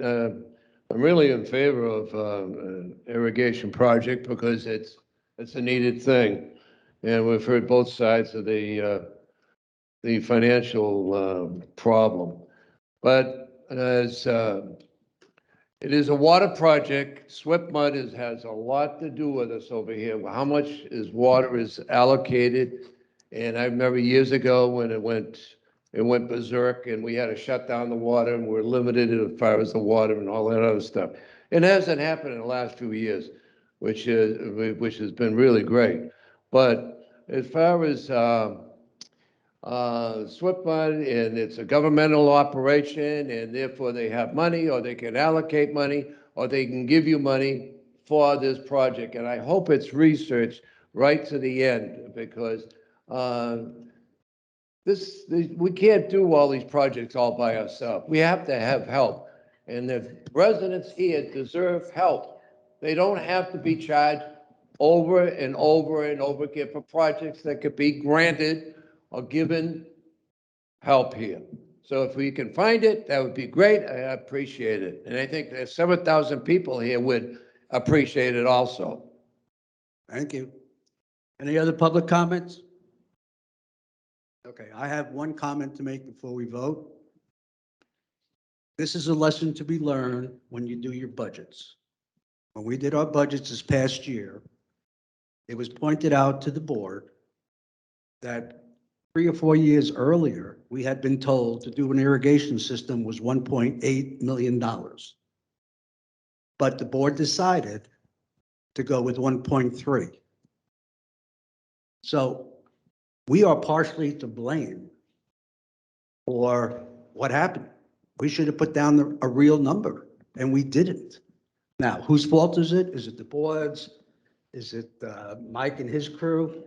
I don't know, but it just goes to show you that when you do a budget, you've got to work with as accurate numbers as you possibly can. This is a joke. It's not acceptable. Okay. Ready for a vote? We're voting on whether we're going to proceed with the irrigation project for Deer Run. And I guess we have to pick the specific, which company, Michael, are you recommending? And the total amount, add that $20 in. Yeah. Or not to exceed amount. Right, so I don't have that exactly in front of me, but it was GT Irrigation, which I believe was 1.1 on the money, and then the parts of, which is currently at 904,000. So that puts you slightly over, puts you a little bit slightly over 2 million. The reason why that figure is a little bit different is the original 2.2 did not include $170,000 discount that we're getting from Wesco Turf. So it is actually going to come in under that 2.2, but if you approve it in that area, that gives you a little bit of a contingency. So that's what you're looking at. Any questions before we vote? Let's vote. I'm sorry, just for the record, I want to make sure that I have this correct. The motion is to approve the Deer Run Golf Course Irrigation Project with GT Irrigation coming in at 1.1 million, parts 904,000, not to exceed 2.2 million for the total project. Yes?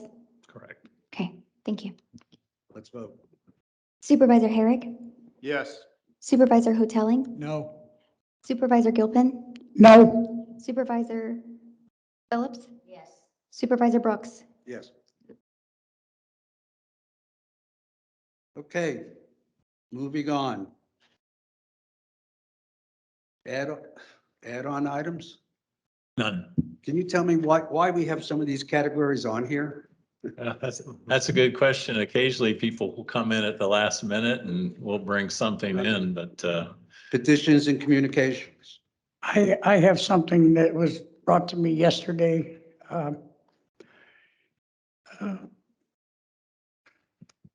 dog park. A group wants to use our pickleball courts Tuesday, March 1st, starting at 10 a.m. and it will last 4 hours. What's the name of it, Kelly? It's the Sun and Lake Men's Pickleball League that they formed. It's a organization of members of the facility. However, they are wanting to have a tournament that will allow outside non-residents to participate for that day. We are unable to charge a daily rate for that usage. In previous applications of this, the public requested the use at no cost from the board, with the understanding that any participant would still fill out our waiver of liability. Okay, that's. Anybody, any comments on it? The waiver of liability includes all accidents Correct. Yes. Court and off of the court. Yes, ma'am. So we have a hold harmless agreement for a waiver of liability for all of our public use facilities as far as our recreation amenities go. Anyone that accesses those, whether it's for the day, for the month, for the year, they have to sign that waiver in order to go in. Okay. Any other comments? Any public comments on this? I think it's a good idea. Yeah, I don't think we've done this in the past, so it's, Do we vote or what do we? Because I've heard more and more that they want to have, Consensus. that they are really Consensus. satisfied with Sun and Lake pickleball. And the resurfacing is that still in process? Yes, sir. And is it at that time that we are going to make it so that they could put up temporary pickleball nets? That is one of the plans to convert our additional tennis courts that we have. We have one set of two to Right. make that additional pickleball to kind of change between. That is one of the options, but that will get voted on by the board. Okay, with that, because if we could get those done when they're doing that resurfacing, that would allow them sufficient courts to hold tournaments, at which time that would just bring more people in here and potentially have some income possibilities. This is correct. We do for our racket club as a whole, which is tennis, pickleball, and shuffleboard, allow non-residents of Sun and Lake to join. There is a nominal fee, which currently is monthly or annually. And the folks that these kinds of tournaments attract, they really love the facility and obviously the players that involve. And I do believe that would be additional revenue for our recreation department. When you're talking about converting a tennis court to a pickleball court, you're talking about buying one of those things? Temporary. I mean, net. I've seen them before where it's a net on wheels, basically. No, sir.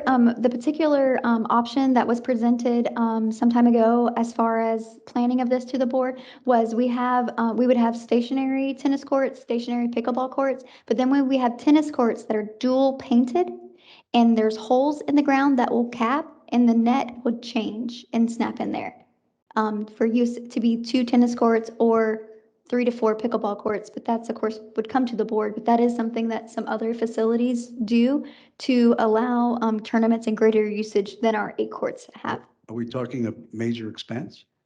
That comes from Ariel as the community services director. That would be presented, but I believe in the painting there would be an additional expense, but I don't believe it's as much as making brand new pickleball courts. It was, yeah, Ariel needs to report on that because the cost is minimal, but it provides so many more opportunities. One other thing that I would tell you, I did hear from pickleball people, the drop in by security to determine whether those people have Yes. paid a badge was very beneficial. You need to keep that up and have them go in there periodically and check the people to make sure that they have badges and that they're paying their way.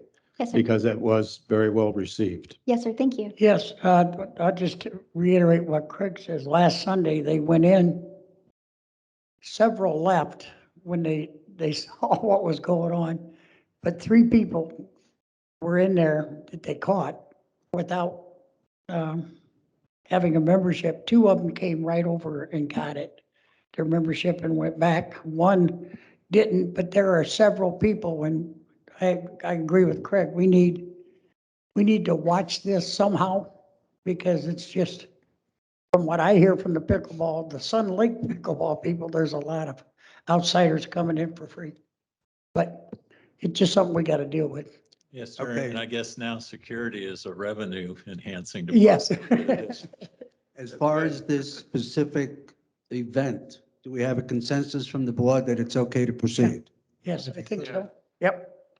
Okay. Any other petitions or communications? Staff reports.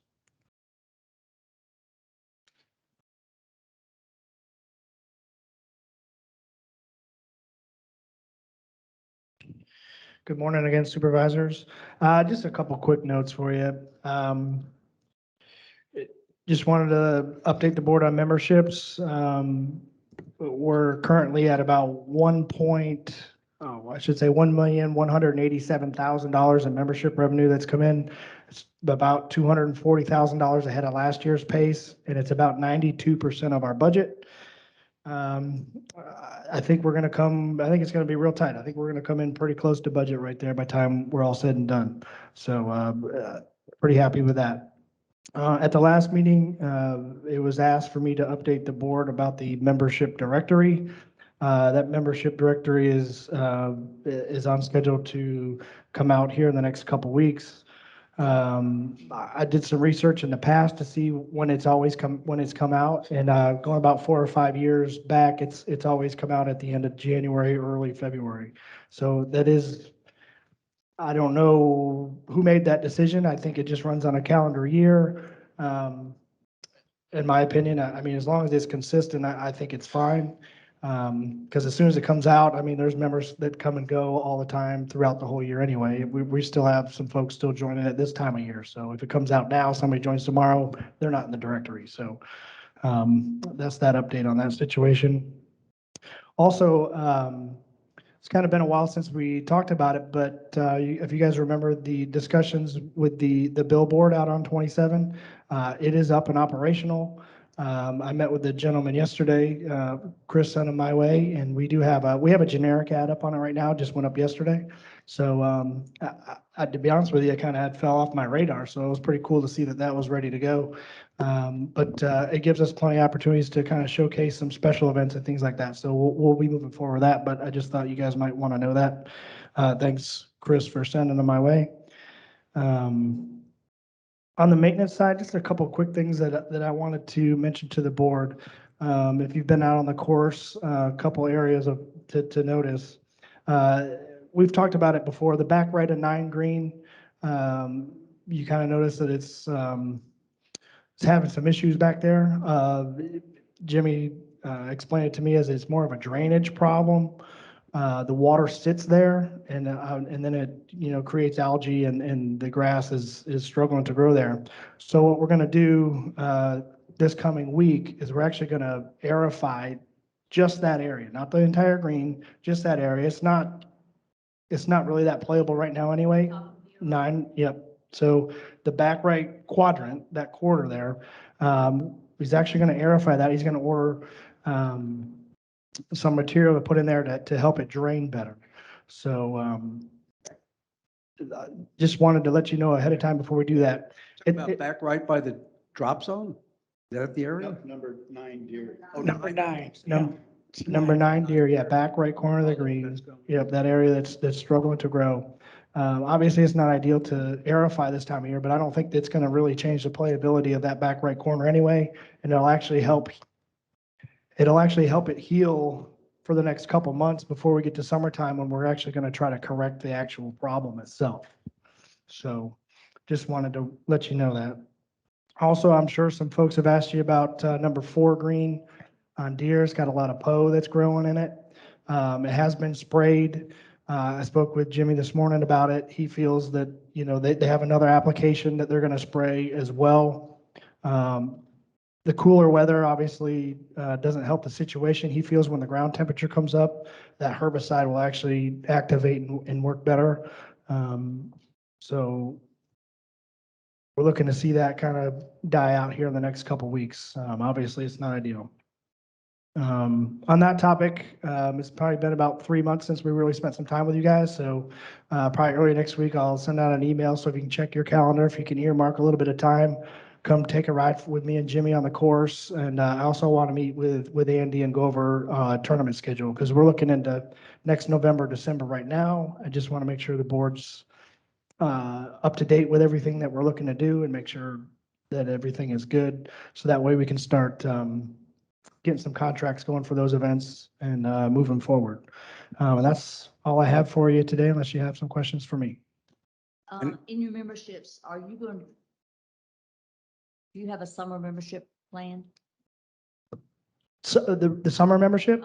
Yes, the regular summer membership. That you'll be going forward with that? Yes, that's always been in there every year. Yes, and it should be already. It's when we do the budget, all those rates, it's already been approved. So it is. I think it's $895. Yes, Eight, right. I think. Yeah. And just as a side note, two of the guys that played here, playing in Pebble Beach, they qualified in our tournament that we had. Oh, The yes, Eagles, yeah, yes. There's two of them playing, yeah. Oh, that's cool. Mr. Phillips pointed that out. Any other questions besides me? All right, I have some questions, Mike. CPR classes. We've been talking about Yes. 4 or 5 months. Yes. Where are we? So another communication from Ariel was sent to our guy. Apparently, there was some confusion on which email address he prefers, so I would, I promise you, Ariel's really pushing him pretty hard. So the last conversation I had with Ariel, she just said if we don't get a date set now, we're finding somebody else. our next meeting is when? February 18th? I'd like a definite answer on that date if at all possible, because this has started in I know, September or October. I understand. All right, let me ask you this. How are we doing with the banquet room curtains? So they should be up and going hopefully by the end of the day. Today is the goal. I mean, they work, everything works, but we just wanted to kind of hardwire them into regular wall outlets. We went around to the kind of the local areas to see if we could get the wires and the plugs, and they didn't really have it, so we had to order it. So if those arrive today, we're going to try to get them up and going today. Good, good. How about the leave of absence policy? So the leave of absence policy, obviously, we meant to have that on the agenda today. And I know Chris was relating to the turnaround time from one meeting to the next to get it on the board meeting is by Tuesday. So obviously I was out last week, so I missed that deadline. So I've already sent the information to him. I believe he's received it, so it will be on the board meeting next time. We have to figure out a way to do add-ons, like it said here, because to put this off another 2 weeks is just ridiculous. Yes, sir. And typically with board items, they have to be published for public view 7 days prior to the board meeting. I understand So- that, but we have done in the past add-ons at request of board members, or something comes up, Sure. communications, petitions, we add it on. Right. We have to be able to do that here too. We I do- mean, I don't want to wait 2 more weeks. It's kind of Yeah, ridiculous. and it really is, you're not offering the public opportunity to comment on the item before we bring to the board, but if the board wants to look at it, and we'll add it on. So at the next meeting, we're going to go over the leave of absence thing. Yes, sir. And Mike already turned in the agenda item and the background information for it to me. Okay, Mike, I got a question. You sent out an email, I don't know, a month and a half ago, whatever it was, on reporting on the 2 events and how much money they made. Yes. Can you tell me or send me an email saying what accounts they go into so I can see them? I mean, you gave us the numbers. You said you made, I have it in here, but you said you made X amount of money. These events, oh, here it is. Paid $9,000 on the Citrus Golf Trail Open, $30,000 with the Ladies Invitational. I'd like to know where I can see them when the finances. Sure. You'll see that. Well, I guess if you look at the financials, both of those, the green fee revenue falls under tournament outing revenue. So you should be able to see a total number of rounds and Just give me an email where I can look for it, because it should, I mean, you're talking $40,000 that you didn't have last year. right. It's quite a bump. Yeah, more or less. I mean, they go into big chunks. I mean, if it's going into green fees, obviously that includes a lot, but there is a smaller breakdown. I'll definitely be able to show you where it is. It's going to be, it'll probably be included with some other revenue as well, but I'll show you where it falls. Yeah, I'd appreciate that. Any other questions for Mike? Yeah, one quick, Mike, has there been any update as far as the women being back here next year? Right, so that would be part of the discussion if we could sit down with you guys, I'd like to have a little bit of that discussion. I actually asked Andy yesterday about that. He's still hopeful that we will get that event back next year. Obviously, it's, everybody on the whole trail needs to kind of come to that agreement. I guess they don't all need to, but at least the majority of them do.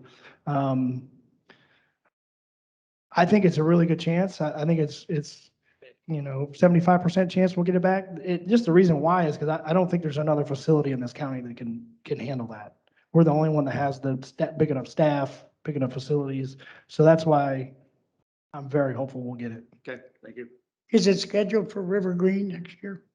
That was on the original schedule. Yeah, Was for okay, that's what I thought. Anything else from Mike? Thank you. Thank you. Next. Staff? Is there any staff left? I think if there's no other staff reports, I can give my quick report. Can I ask why we don't have any other staff reports? Well, Bob's going to come to the next meeting with the traffic study they've recently done for the speed bump and also discuss using security to report code violations. And what about Ariel? Yeah, she's not here today, but she'll be here. She's on vacation. I think. She's out 2 days. Yep. Hasn't had enough time. I just. Okay, thank you. We'll address this later. But I think if you have questions for Ariel, she'll be back in Monday, I think, and maybe you ought to just talk to her.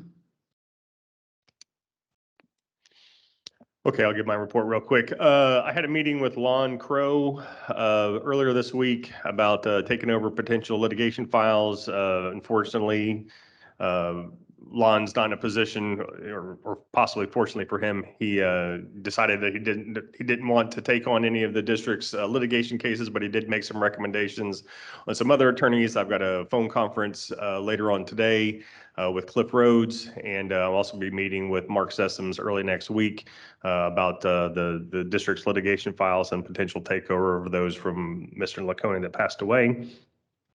We're getting all the foreclosure demand letters that were requested by the bondholders went out. We're getting lots of the return receipts back in, and I've received several emails and calls, with people questioning, and it's been about 50-50. Some people saying they're going to pay, and other people say they're going to turn the property back over. So we're getting some headway there. Other than that, I don't have a lot unless there's questions. It seems to, we need to put some more emphasis on getting somebody in to do the litigation for us. That's got to be a priority. Absolutely. The time limit. This has gone way too long, I think. The time limit for the extensions is coming to an end. So I'm doing my best to try and find someone to take it over. And then I haven't heard any update lately on the lawsuit that named us and Fifth Third and where any of that sits. Correct. Yeah, that's another one that Mr. Laconi was handling. I filed a notice of appearance so that we wouldn't get defaulted, but then made a request for an extension until we find a litigator. But I'm hopeful that we'll find that by the end of the month, hopefully. And I guess you're going to have an opinion next meeting on us spending money from, Correct. I'm working Okay. on that research, and the plan is to have that to go out in the board packet for the next board meeting. So I'm hoping to have it done by no later than the 11th, so that'll be ready for the 18th board meeting. Very good. Anything else for David? General Manager's report. Yes, sir. I have a few things under development projects, and we talked about a couple of them. One that came in recently is Advent is getting the final development order for 4615 Sun and Lake Boulevard. That's a tract that's a little under 1 acre, and they're going to develop that into an education center and modular building. Our only concern at the moment is it was 2 smaller lots, and our wastewater line goes right down the middle, so they'll be putting a building on top. So we're looking at ways to address that. So this is commercial property. Yes. Where is this, Chris? I missed it. Yeah, it's 4615. I'm trying to think what's next to it. It's that one small vacant tract right before the roundabout up by the hospital. Okay. And they've owned it for a while. Okay. But they're going to build on it, and they went through the DRC with the county, and they're under final development order right now. They sent us the plans. Those have gone over to Drew for review. Just further up from the emergency. Across the street. It's across, It's across the But street from the cardiology. they will do everything legal, right? I mean, we don't have to worry about, Yes. as long as you guys are on them. Okay, Sure. Okay. There's just a note in there. I attended a little local mitigation strategy meeting to get us on the list to participate in grants. And also met with the county administrator, and that was helpful. And also in that, I went to Tallahassee for the Florida Association of Special Districts Legislative Days, went to visit our legislative delegation folks. And Ms. Tuck had put in an appropriation for $375,000 for a pump station for Spring Lake. And the involved grant application process, when I asked her, was, well, they asked me to do it. So, That's my kind of. and I told her we'd like to be on board next year and possibly the paving for Schumacher Road, get some state appropriation money for that. Good. Well, speaking of Schumacher, you met with, January 28th, you met with the county administrator. Did that come up at all? Yes. And what happened? They're still on their policy of, pay 50% of the funding. And I said, well, it's not really our road to pay 50% of. It's more a regional transportation, emergency access. And we went over the whole thing and we talked about the resolution and trying to get it included in the budget. So, and that's another place where we'll be present when the county has their budget deliberations. Did you put our project in there? Then why not? Can we put it in next year? And I think if we got some legislative money, that would inch them along to participate. So we are aware with this. We're going to present it to the county officially. The resolution. For the next budget meeting? Yes. And was that in April? No, they're starting their budget next month. They're starting preliminaries right now. Okay, so you're going to go and present that to them. Yeah, we're going to get the resolution and ask that it be included in their budget. And then hopefully when they bring out their first draft in March, it's in there, or they can say why it's not. Okay. Are they going to, when they put it in there, are they gonna do the 50% still, or are they gonna do what we recommend? I would imagine they'll do the 50%. Okay, then it's basically dead, then, right? Right. Okay. But we'll let them Yeah. tell us as a board. Okay. Resolution, it's going to state that we're willing to pay to do Cortez. Right. At the cost of Correct. whatever it is. If they would do Schumacher. Yes, Right. and they refuse to do that. Yeah, and I don't see them funding the whole thing. No, but- they won't do it, so. But again, it'll be the board turning us down, not their staff, and it turns it into a little more of a public issue. All right, so you'll know more next month Yes, on sir. that particular issue. And I'll go to the board meeting. Can you, go ahead. Ask them, what was the total revenue, property tax revenue for Highlands County? And what did Sun and Lake District pay in property taxes in that same year? Sure. So that we can know what percentage of the property taxes we are. I got two more questions for you. On Prominence Homes, Yes, sir.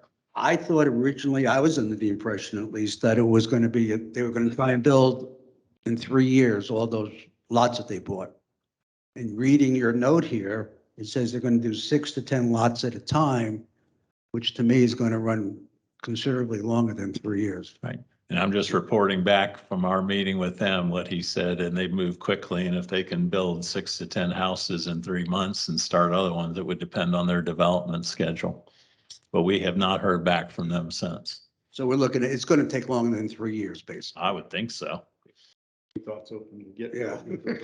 If they can get windows and trusses. Another question, since you've been so busy with builders, who is Century Complete? I know I should know them if they're that big, but I don't. Well, I don't either. And he said they were the 6th largest builder, and he's their land acquisition specialist that came in to talk to us and got some preliminary information, our permit criteria, permit fees, utility fees. And then he said he'd be back to us, but he said they're coming into Highlands County. They were trying to do it 2 years ago. COVID stopped them, but they're starting in Sun and Lake, but they're also going to be looking into Sebring and Lake Placid. So we're not the only place in Highlands County. And again, I haven't heard back from them since that meeting. I got one thing, Chris, if you could, I talked to you first thing this morning because I got on the way walking here. Our friend the doctor that picks up all the trash and stuff. We had about a 10-minute conversation about, and I talked to Mike a little, and maybe Mike can comment. There were speed bumps approved on Monza some time back. I don't know what it was, and we did the survey, did everything. I asked Mike about it. Mike said that it was, Mike Hurley said it was put in to do it, and then I think everything that's happened to us happened, and she wants to know if that's going to be done. She'd like an answer, and I promised her I'd get back to her. So, but the way Mike talked, it was approved. I mean, they were going to do it, but I don't know what happened. So could you look into that and give me an answer so I can tell her yes or no? It should be in one of the board meetings. Right. But I guess Mike said that it was needed because we put those things out. Right. So I'd like to get an answer so I can get back to her. Sure, and checking into that, that's one thing we'll look at budgeting for next year is have a line item for the speed bumps. Look Yeah, at the well, cost of them and, that we can you know, talk how about, much but we're gonna spend. yeah, we can talk that, but I need to I promised her I'd get back to her, and she's a very nice lady and is concerned, so. Is it time to give her another? I don't know. Yeah, I would say it's time for us to give her another gift certificate. We did that, what, about a year ago or so? Yeah. For her going around and picking up the trash here in Sun and Lake, and yeah, Yes, that's yeah, who it that's is. who- So I would, maybe give her a couple of certificates to Sun and Lake Island View. She lives on Manor. Yeah, but she is the vice president of the association there, and that's why she's involved. Okay, that's fine. And I think the speed bump is on Monza. I'll have to look it up. Yep, so could you find out, Chris? for me? Oh, sure. Okay. Yeah, I'll find out first of the week and check into it. Okay, thank you. I got a few more general things. Okay. Magnolia Place, whatever happened? With our road turnover? We had a discrepancy in what they wanted us to take, with the road. We haven't heard anything back from them. We asked them to provide us information from the county with them vacating the easements, and they said they would get back to us, and they have not. So that we have not, that's an open issue It's at this open. point. Just as an FYI for you, I think we have to develop a budget schedule for the upcoming budget conversations. Right. Usually in the past, you've given that the board has received it a month earlier than when we start. So would you work on that? I'd appreciate it. Yeah, we're reviewing that. I'll bring it to the next meeting and it'll mimic the one we've used years before. We, in the past, have also had a welcome event for new residents. It's already. Yes. It is currently scheduled for Thursday, 24th. February 24th at 5:30 PM at the Island View Restaurant. And that information will be sent to you following this meeting. Yes, sir. I'll Was be it there. advertised? That's good, good. And that may also be an opportunity if the, golf club or they want to give a discount certificate to new residents to come in and try the restaurant. I noticed the discount cards at the high schools sell every year for $20 for fundraisers. They've included certificates for the Island View Restaurant in that. You listening, Mike? I bought one of them. Got anything else? Well, just two things. Talk about that digital billboard and working with Chris MacArthur, very helpful, skilled guy. He run multiple graphics, rotation of golf tournaments, special addresses, website address, lunch, dinner ads to run AM and PM. And when he sent over the draft to me, it said, best golf in Highlands County, and I said, change it to the Heartland. I was going to say in the state, but I didn't want to reach that far. And we talked last meeting, it was brought up about the drainage plan, which Drew's working on, but just as a foreshadowing for the next meeting, $275,000 was budgeted for that drainage maintenance work to date with the number of projects. We've spent $98,000 of that in emergency response, so to speak. And we got some quotes to do the plan. They're around $100,000 to that phase one of the plan, so we'd still be a little under budget. I will say that we ran into another issue on Sunrise where we have a drainage pipe collapsing. They were out there taking pictures 2 days ago. Drew checked it out and he said he would consider it about an emergency because the amount of pedestrian traffic and fall trip hazards because of that. And I got a quote yesterday for $25,000 to fix that pipe, bring the dirt in and resod it. And that would be an emergency type add-on. I would ask the board if they want to consider that time or bring it back, only because 2 weeks from now, we might have an accident in that area and the contractor's mobilized. I think if it's an emergency, you talk to President Brooks and you two, he can sign that and you don't have to go through the board if it's an emergency. And If he feels it needs to be done, you don't need us. And this all just came up and it would be good for us to leave some of that money in there because once the rains start and we get that rainy season, we'll see more of these things pop Well, up. if it's an emergency, get with President Brooks and get it fixed.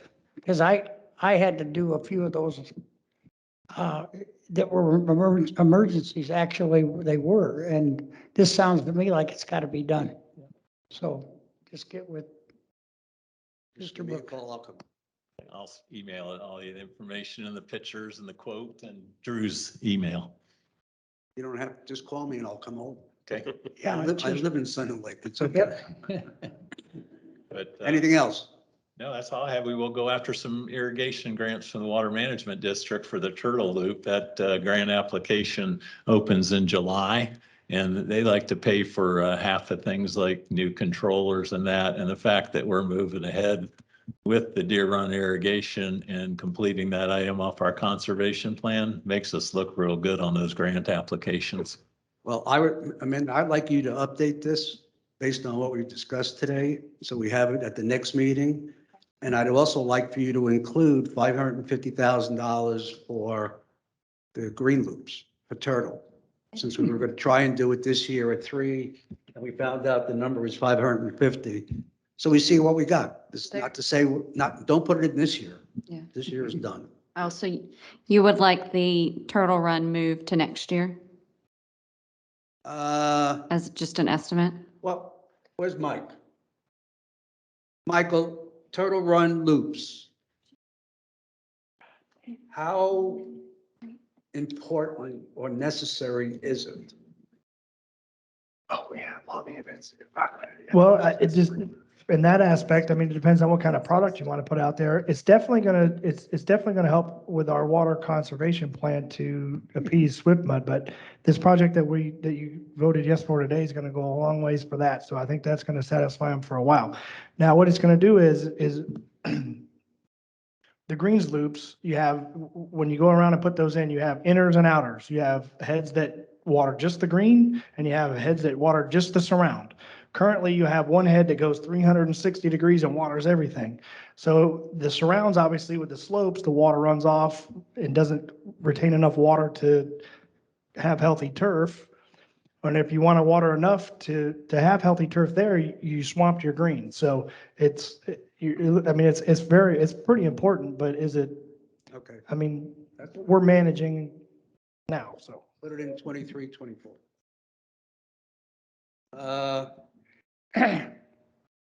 Unfinished business?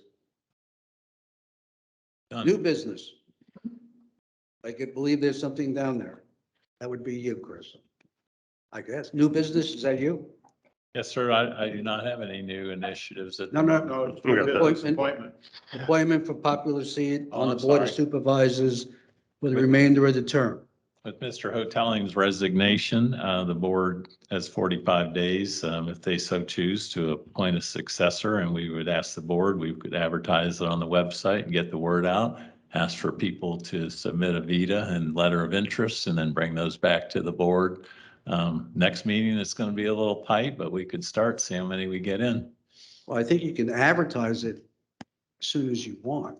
Oh, Correct, and it doesn't technically require an advertisement because it's the appointment is going to be by the board. I And it will understand be that, but until. I would like to advertise it to all Mhm. as that there is an opening on the board. You're welcome to apply to it and somehow put a closing date. We'll accept applications up to a certain date.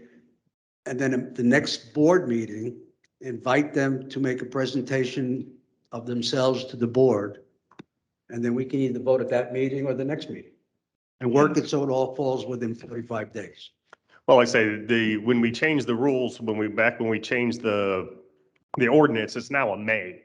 So there's no requirement because whoever gets appointed, the appointment's only going to be until November at the general election. Right. And whoever Correct. Well, the so- appointment would be till January because the. new Well, they person- stay till Well, yeah, January. technically through January but that seat will be up on the November election. So, All right, well, Mr. Hotelling, this is his last meeting, so let's give 30 days. you want us to get put it in the newsletter? If you put it in the March newsletter, that will be sent out the end of February. So then it would arrive by March, the beginning of March. That would put you back past the next board meeting. The meetings are March 4th and March 18th next month. It's the same as February, so. Mhm. And I agree with Ray, we should pick a date that we want to do it. And they should come here and make a presentation in front of us. Plus, we could meet with them too. Yeah, I was going to say, when I, You know, when we put Neil, we met with him and that's the supervisor's obligation. They can meet with him personally, but I'd like to have them come too. Could we not just do an email blast? Instead of, That's fine. instead of waiting until that comes out, just do an email blast now and have people submit it by X. If we can do email blast, I would make it by March 1. Right. March So 4th that is, March 4th is the meeting in March and the 18th. There's two meetings. Okay, you have the applications in by March 1st so that they can be present at the March 4th meeting Yes. to present their credentials. You got all that? I'm trying. Does that work? Now, let's make sure that we send out more than one blast. yeah, not everybody in the district gets emailed out. So you won't reach everybody with an email blast. Yeah, we need to put it on the website too. And we'll put a notice on our front door. Yeah, put it on the front door. I mean, any way you can. That would be good. All right, so we okay on that? Good. So March 1, March 4th. And then do we decide March 4th or do we want to wait till? That's up to you. I don't care. March 4th, we'll vote on it? Okay, March 4th, we'll vote on it. They'll come and present. And then we vote?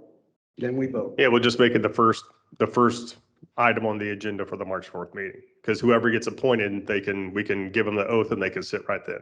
That's fine. Everybody okay with that? Fine. Yep. Okay. And- Committee reports. No committees. I don't know why that's on the list. Take it off. Discussion to and from the board. I'd just like to thank Neil for being on the board. He's been almost, 3 years? Something like that, so it's Yeah. been a pleasure and, Been over 3 years. and the way you say you're gonna be here and be involved. Okay, Yeah, I'm still a member of the community. You will Well, hear thank my you. voice. thank you. So I just wanted to thank you, Neil. I would just like to say it's been an honor to serve on the board. I feel like it's been good for me and good for the board and good for the community. I still have more things that I'm concerned about, which is why I will continue to be involved. I just need to be traveling a little bit too much to be able to attend the meetings other than digitally, and I will try to log in as much as possible while I'm traveling to keep in track of what's going on as well. Anybody else? Okay, before we close, just a couple of things. Somebody suggested to me, and I don't know if this makes any sense, as a way to raise additional revenue, if we go to new home buyers and add an extra year of assessments at their closing, that we would get the money on. I don't even know if we could do that. But figure it out. I mean, when you go to close on your home, you're paying a year assessment for Sun and Lake. That's $700 every time somebody closes a home. Don't know if it's possible. Yeah, I don't think we can add additional, I mean, assessments are assessed across the board. So we can't add an additional assessment just because someone's purchasing a house. I mean, we can always, I mean, we talk about, the district has multiple ways to obtain additional money. So we can do special assessments. And as long as we just have to determine if we're going to do a special assessment, we have to do a benefit analysis and who's benefiting, because you can only assess the benefited properties. It was So just a thought because of all the building that we're doing in Sun and Lake. Could we not establish a $700 administrative cost for a new homeowner? we can start looking into impact fees and stuff like that. But I mean, as far as we just can't randomly, or just say, okay, I mean, we could talk about application fees for permitting and stuff. There's multiple sources, but to say we're going to assess an additional year, no, we can't do that. Okay. But 100 homes though is $70,000, right? Every 100 homes a year. Just a thought. Got another thought. This is more a question. The water sewer impact fees go into what account? Can somebody tell me? It's the capital account for utilities. Man, I'm correct. Can you on just that, send me, right? can you send me the number, the account number? The GL account number? Yeah. Yes. And I think that has to go in there, doesn't it? Yeah, the problem is it Yeah. doesn't stay. Yeah, the problem is we take it out, but I think it has to go in there. So, Okay, recycle bins. I think it's time for the board to decide if we want to pursue it or not. We really haven't decided. I thought Not that we're going to necessarily get it, but tell the county that we are interested or not interested in it and go on. I thought we already established an interest. yeah, I think he knows we have an interest. It's just finding a spot And and, where we would put it. yeah, and I'm not in favor of putting it over there by the racket thing, but I certainly think it'd be good for the community if we can find a spot. And they they fence it, and a lot of them are controlled, and they That's do right. have issues with them, with people Yeah. dumping it outside the fence and that kind of thing. It's finding a spot is Yeah, gonna be. they're the nice problem. over. So what do we want to do about it? I can bring back, get with George and Drew and look at some potential sites that we have. Is that and what the board? Property wants? we Yeah. own. Yeah, I think that- I don't want it where it was before. Yeah, I would be in favor of it if we can, but Okay, you and Fine, George site. come see what you can come up with so we can tell the county if they want to go ahead, this is where we would like it to be. The county only monitors it 3 days a week, 2 to 4. yes, Right. The rest of the time it's locked up. yes, A mess. yeah, but we need to, Well, it will be a mess, but They staff it, don't They they? staff it at the time. During the time. Yeah, 3 days a week. And Beverly, I'll decide, if it's a place that's gonna be not pretty, because I know it's gonna be a mess, I won't vote for it. The key is finding a place that we can hide it. I think we should try. I think we should try, but, I'd suggest one of the lots we own on Schumacher Road. yeah. Well, see what you can come up with for us to entertain. The other thing on this public risk management, everybody, I still Yeah. got this? Yes, sir. I would like to be updated on when these things are corrected. Some of them I know you've already addressed, I think. Yes, and yeah, we are, and actually, this is going to be the subject of our first safety meeting we're scheduling for this month with the employees, that we'll go by them frame by frame. And the people who are responsible in each department will see these things and come up with a list of solutions. I think it's a great report. It opens up a lot of eyes on things that we're doing. And when I was talking about the utilities too, some of that is maintenance of traffic training, fire extinguishers, first aid kits. You know, it's not huge expenditures, but it's things that you really need to have to, you know, remove your exposure and liability and reduce it. All right, like I said, I'd like to be updated Sure. on progress. Lastly, and then I'll be done, I have talked briefly with Chris, this was my own personal opinion, that our website is horrible. Not up to date, mismanaged, not worth it. And I have asked him when he does his, this is just from me now, this is before today. I asked him, I recommended that he include somebody to a certain extent with hours that monitors our website. If you look on our website, you know, go into categories, half the pages say you have to go to the home page. It's just not right. It's bad. If you're somebody who's not familiar with Sun and Lake and you look at the website, it's embarrassing. Sure. It truly is. Yeah, could you? So I asked Chris if he would, in his presentation on what he wants to do with his staffing, include somebody who would be in charge of taking care, responsible for the website, just so you know. Sure. And related to that, we did have some good candidates apply for the front desk position that we did an interview this week and we'll be extending an offer to hire. And that was one of the skill sets that came up in that interview, was updating the website. I think we're going to need some professional help to redesign it and configure it. And there's also the component of the ADA requirements. You know, people have sued Target and a number of special districts because their websites aren't ADA compliant. In a lot of cases, it's $1 a page to make those sites compliant.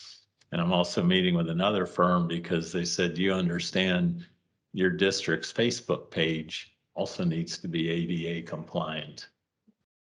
So in the social media side, because it's and you know how serious it is, I agree. David. I agree 100%. And so it's all getting wrapped up, but yeah.